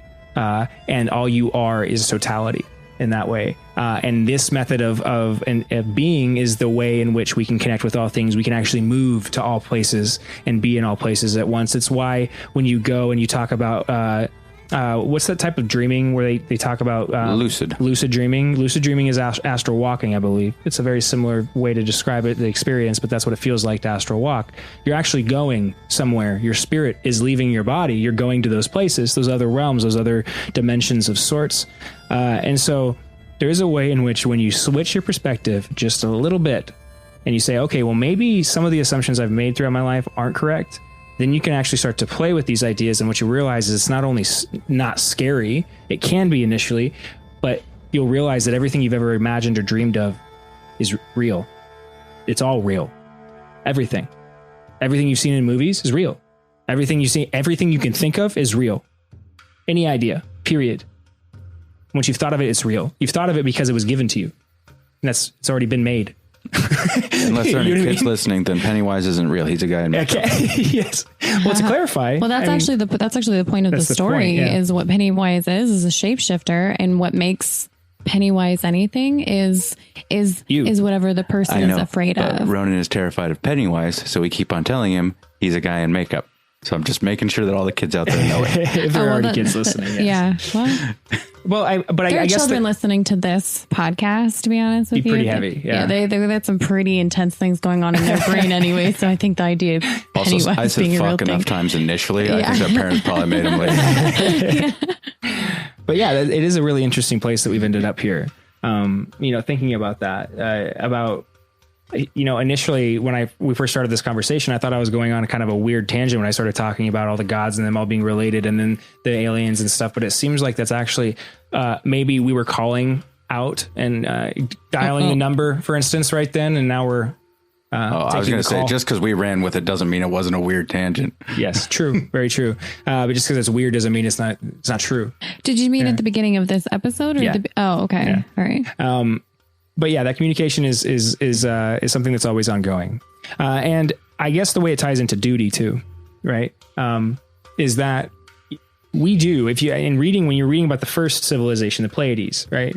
The way in which they overcame themselves was something like the civilization recognizing its own faults, its own wrongdoings.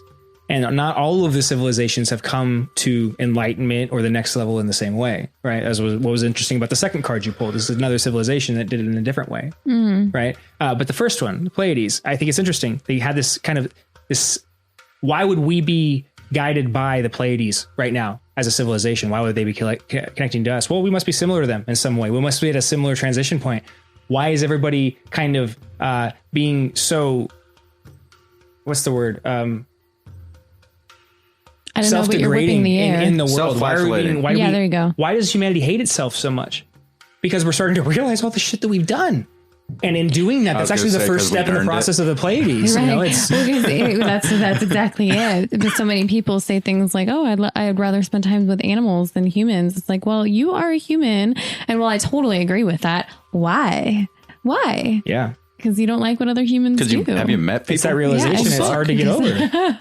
But then ask ourselves too, if that's the thing that we have to get over, how does humanity as a whole get over it? What is the most effective way to get people, everybody at the same time, to realize that? Well, I think what we've seen throughout the 20th century is actually the start of that. What people have been trying to do, what the Soviet experiment was actually an attempt to do that. What communism itself is something like this, an attempt to kind of unify the world under a single method of thought in which we even out the scales and we assume a certain type of position as a global species. So what you're saying is probably what we really need to do is get a really good genocide going. I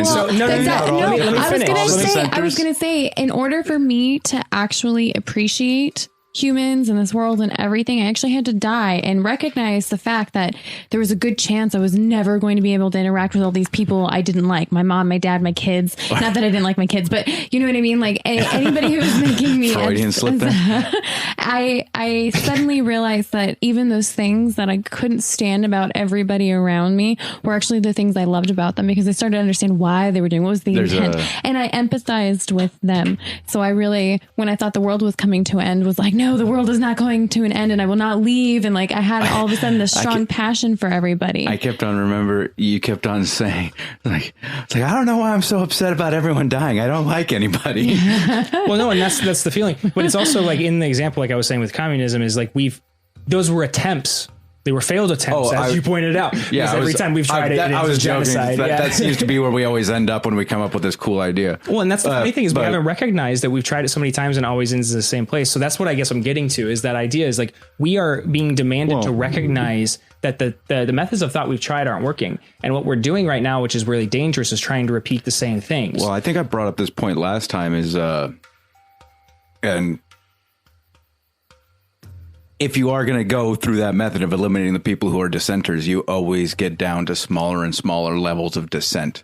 Mm-hmm. You're never going to need. I mean, Beth and I live in the same house. And we can't get along half the time or can't agree on things half the time because we're two different people who have two different thoughts. So if you keep on wiping out the people who have different ideas, eventually you're going to be down to one person. Well, you remove innovation itself, and then you remove the development, the thing that drives evolution itself. And a thought that occurred to me when you were speaking a minute ago, like being when you thought that the world was ending, or when you thought the world was ending and you were upset about it, even though you didn't really think, even the people that you didn't like that you realized you were going to miss. To this guy, Frankie Boyle, he's a Scottish comedian. He said he wasn't talking about that. He was talking about the quarantines they have in Britain, because they keep on quarantining in their houses. Like you're in your fucking house now. And he said he finds that he's getting nostalgic for assholes. It's like all these people he didn't like see him, and now he never sees them. He's like, oh fuck. Well, it's a weird way in which maybe we are. We're through the coronavirus. All these, you see how this is playing out at a global scale. It's 9:45.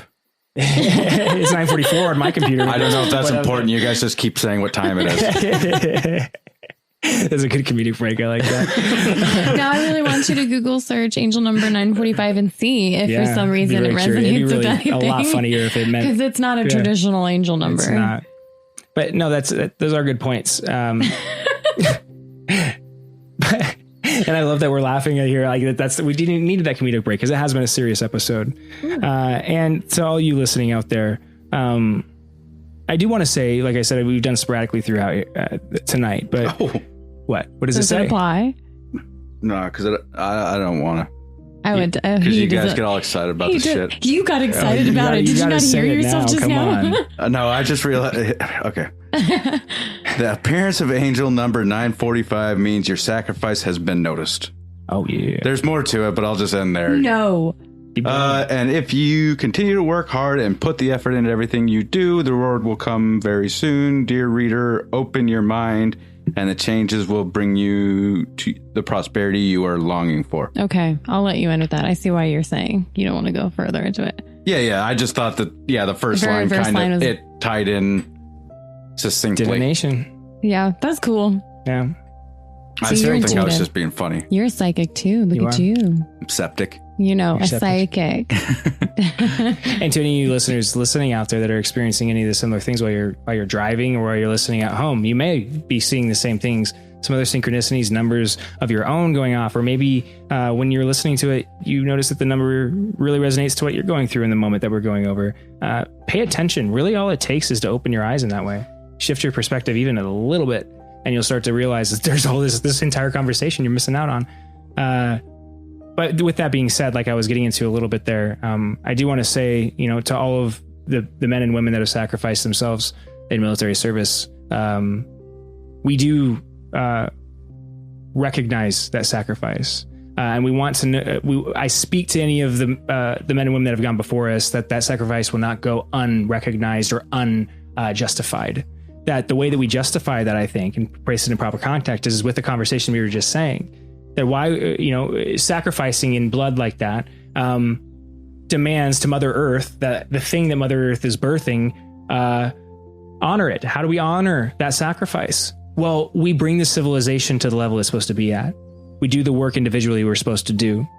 You can honor the sacrifice of these men and women by living your best life, because that's what they fought and died for, in a very indirect way. But that the reason you're able, and we are able, in a very weird way, to be at this phase of humanity's existence is because we've gone through all the other steps to get here. What were those steps? A lot of them were very violent. Very violent. A lot of bloodshed. A lot of people died. A lot of people suffered needlessly. For us to realize that there's needless suffering in the world. And I hope that you as a listener will take this moment to recognize that, to maybe think about somebody that sacrificed in that way, and to just take a second and connect with them, and to thank them. And to maybe think about how you can realize their sacrifice in your life, maybe even in a small way, one small step, right? And with that, guys, do you have anything else to add? Well, I didn't read the tarot cards. Okay. And maybe we should do that before we go. I didn't want to end it too soon. We're getting pretty close to the time frames from the previous episodes. But we can go right? as long as we need, especially if the conversation keeps going. Well, I would like to, if that's okay, just read this part from the Chaldean numerology that goes to the number 6 that talks about the 2 tarot cards, and then just read the actual tarot cards and their clarifications. Yeah, I think that's important to the Chaldean numerology part too. Okay. Was there anything you wanted to say? No. Okay. Are you ready? I'm doing a lot of reading in this one. The Major Arcana Tarot card of the Lovers, which is number 6, speaks for itself. Its number pertains to love, sex, trust, family, and happy homes. However, there is another level to this card, and it is one of choice. Do we go home to safety, or do we take the hand of the adventurer? This particular image illustrates how strongly body language can speak. The woman who stands beside the tree of life, complete with the serpent, which she is almost touching, symbolism, easily recognizable as temptation, reaches out her hand to the man, but he is not receptive. His eyes are downcast, one hand pulled back behind his thigh, while the other splays open as if to say, wait, I'm not quite sure about this. While they are both naked, they are not touching or joining, nor do they look as though they might. However, we do not know. The decision has not been made. So while this card refers to intimate actions and even fruitful procreations, it can also point to illicit affairs and emotionally damaging or destructive relationships, intimate or otherwise. And I want to point out that the Lovers isn't always a romantic card. It's speaking of love in all forms. That's why it's domestic love, because total love. This example is of a woman and a man because the tarot card shows the image of a woman and a man, but it's usually always speaking about like it says choice. Okay. Choices relating to love, which is kind of what I was talking about with duty being kind of a choice in a way. Oh, absolutely. Let's see. The choice belongs to the participants, and it boils down to stay in the safe zone or take the hand offered. On the other hand, the other card, we have the Major Arcana Tarot card of the Devil, which is 15. 1 + 5 is 6.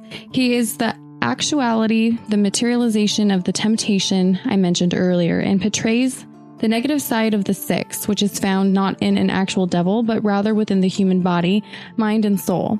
This is the card of negative desires of forces, which manifests as thoughts, habits, decisions, and actions like succumbing to the lure of drugs, alcohol, extramarital affairs, and all kinds of other sensory-based stimulants.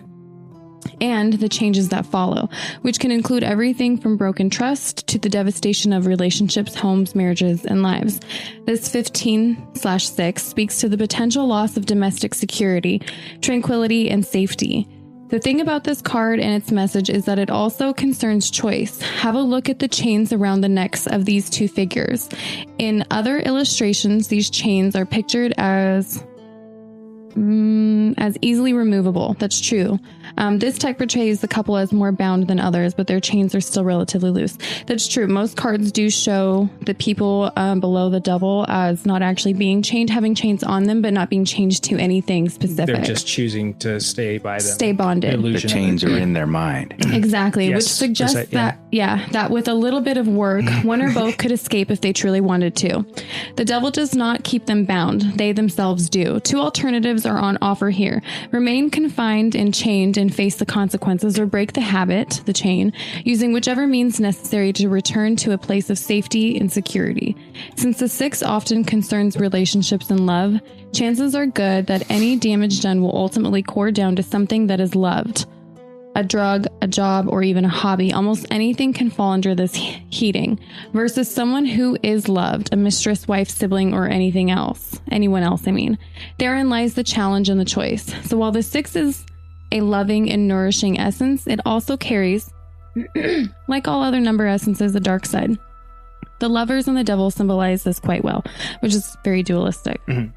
There's a lot more, but I'll just end it with that. No, you're good. I thought it was really interesting too, because we were talking about in the love episode, the idea of total love. We ended with or maybe it was last episode, I can't remember. It doesn't matter, that with this idea of the devil and Jesus being two sides of the same coin. Mm-hmm. And I find it interesting that most people associate the figure of Jesus with like total love, or the most full love that you can experience, something like that, right? And what we don't usually associate the opposite one, the devil, with is the same kind of thing, but that they're necessary together. That it's very interesting that those are the two cards that we pulled again randomly before the episode. And that what we're talking about here is some way a choice as a civilization, but as an individual and civilization, we're all the same thing, right? So that we are we're being asked which to integrate those two things together, to recognize what they are, so that we can more fully embody our place in the universe as a piece of it, as I kind of referred to it before, as a intermediary between the worlds, right? As a thing that translates from the more deep realms into this more physical realm, the one that we embody. We have this physical address in this one, right? That is our avatar, and we have a responsibility to kind of maintain that connection. You sever it, and then you lose the feeling of purpose and meaning in your life too. Anyway, that's where I got. Did you have anything else on the Chaldean numerology part as well that you wanted to explain? Because I thought it was interesting before the episode when you were talking about how the numbers added together as well.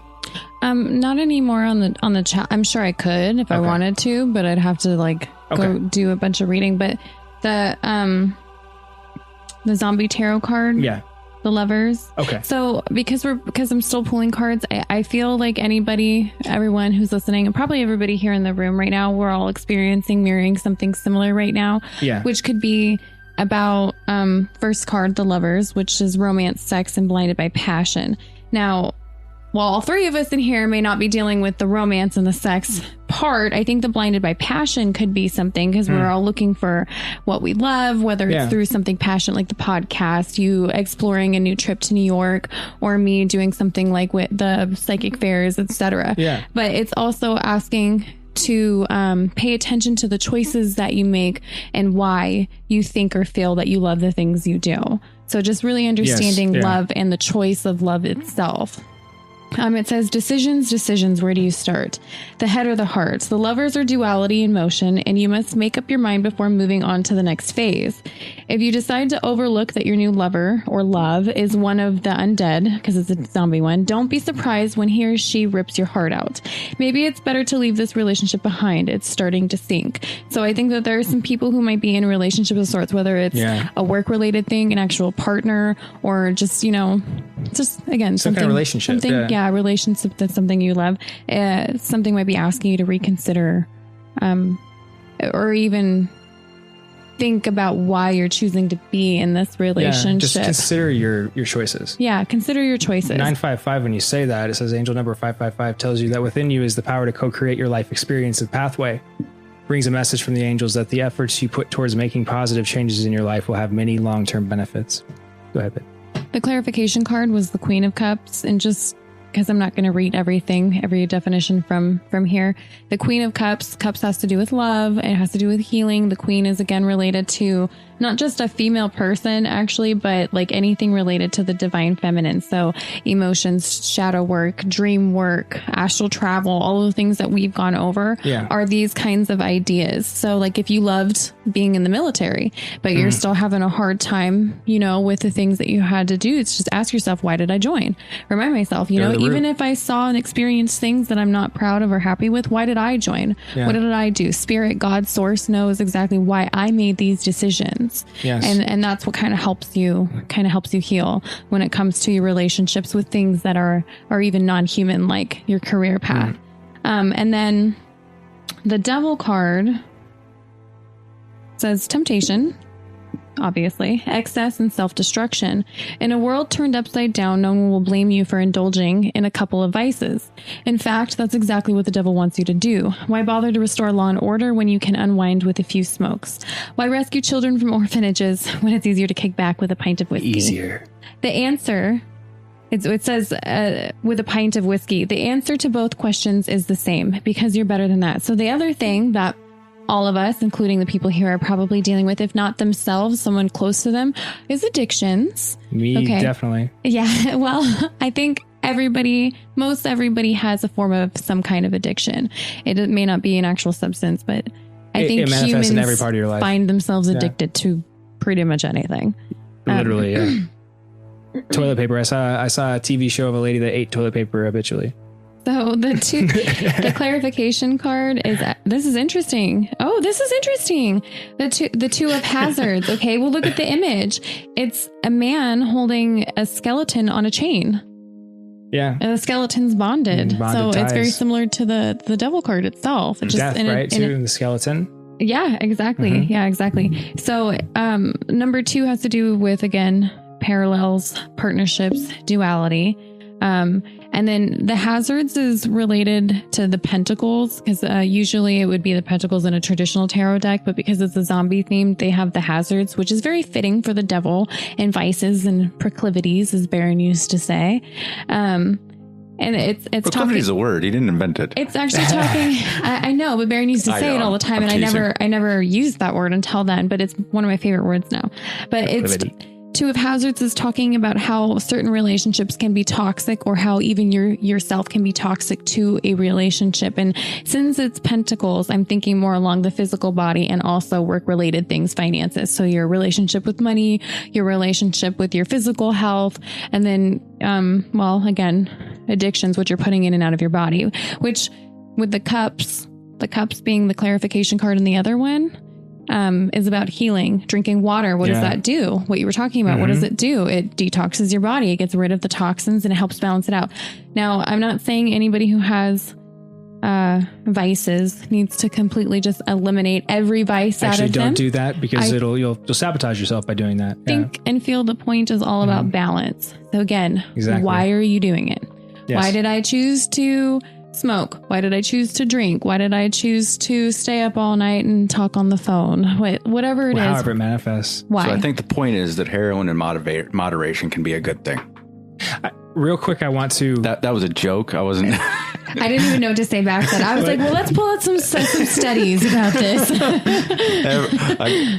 There's no camera, but I got a lot of weird looks really quick. So real quick, I kind of wanted to go off of what you were saying and tie into one last angel number I got actually was you were speaking.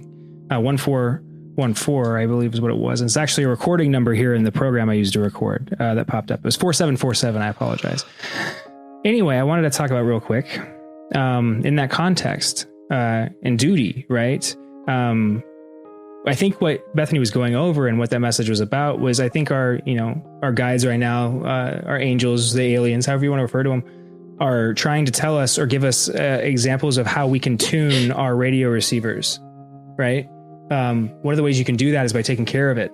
You know what I mean? Yeah. That's how you can get the signal better. Mm-hmm. You know what I mean? You'll hear and notice these things better when you're clearer, when you're more level focused, when you're not in your head somewhere else planning the future or the past, when you're actually in the moment, right? All of these things start to make sense in that context when you view it from the proper perspective. But that being said, it still begs the question of what we were talking about at a broader context. As a species, what are we doing here? What's the next step? How do we honor the men and women that have sacrificed before us? How do we take that next step? And I think one of the things I was thinking about, interestingly enough, was the movie The Patriot.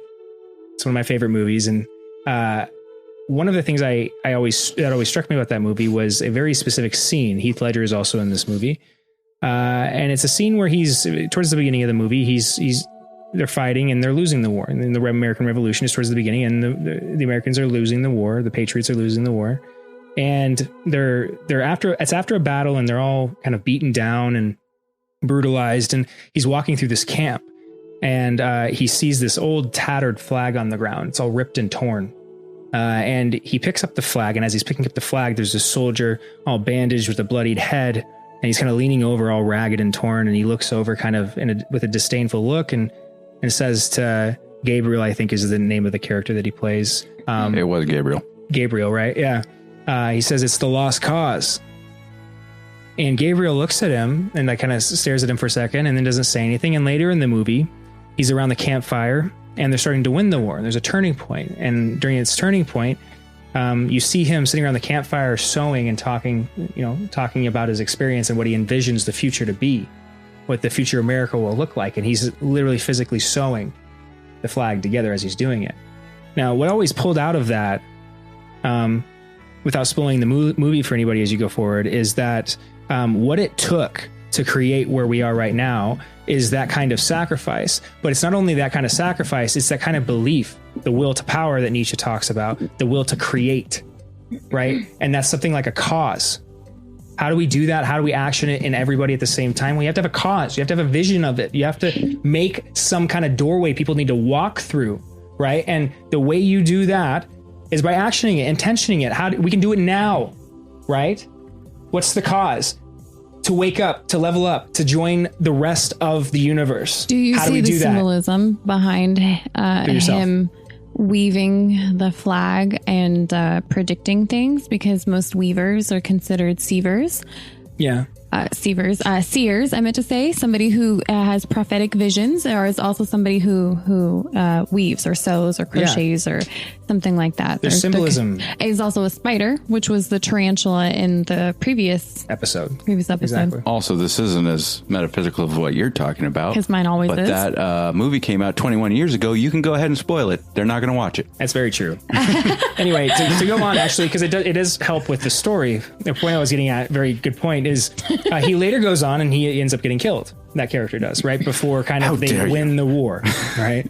Sorry for the spoilers. I guess I gave a good spoiler alert before. And there's this moment when Mel Gibson is sitting, because it's his son, and he's sitting over his son's dead body. And he's already lost one other son in the war at the beginning. It's what kind of thrust him into it. He didn't want to be in this war, right? And now he's sacrificed 2 sons to it. And his friend and another general in the American army at the time, I don't know if that's the right way to call it. It sounds very out of place. But anyway, he comes in and he says, Colonial army. He says some nice things. Colonial, thank you very much. Mm-hmm. And he says some nice things about Gabriel and kind of speaks of him as the person that saw the vision that I speak of, right? And Mel Gibson's character doesn't say anything. But then a few seconds later in the movie, you see all of these soldiers marching off to battle. And then you hear the flutes playing, and you see Mel Gibson's character riding up with the flag all sewn together, finished. What he had finished, what wasn't complete. And then he carries it into battle. And that next battle they win is the turning point of the war, essentially in the movie, at least. And they go on to win the war. And I think that symbolism, like you said, being on a flag too, and the process of sewing it together being something that's interplaying between multiple people. It's not just one person's responsibility. One person couldn't bear the responsibility of it. It'll actually kill you. Something like that. It's a very deep message. I just keep hearing, mend the bond broken by pride from Brave.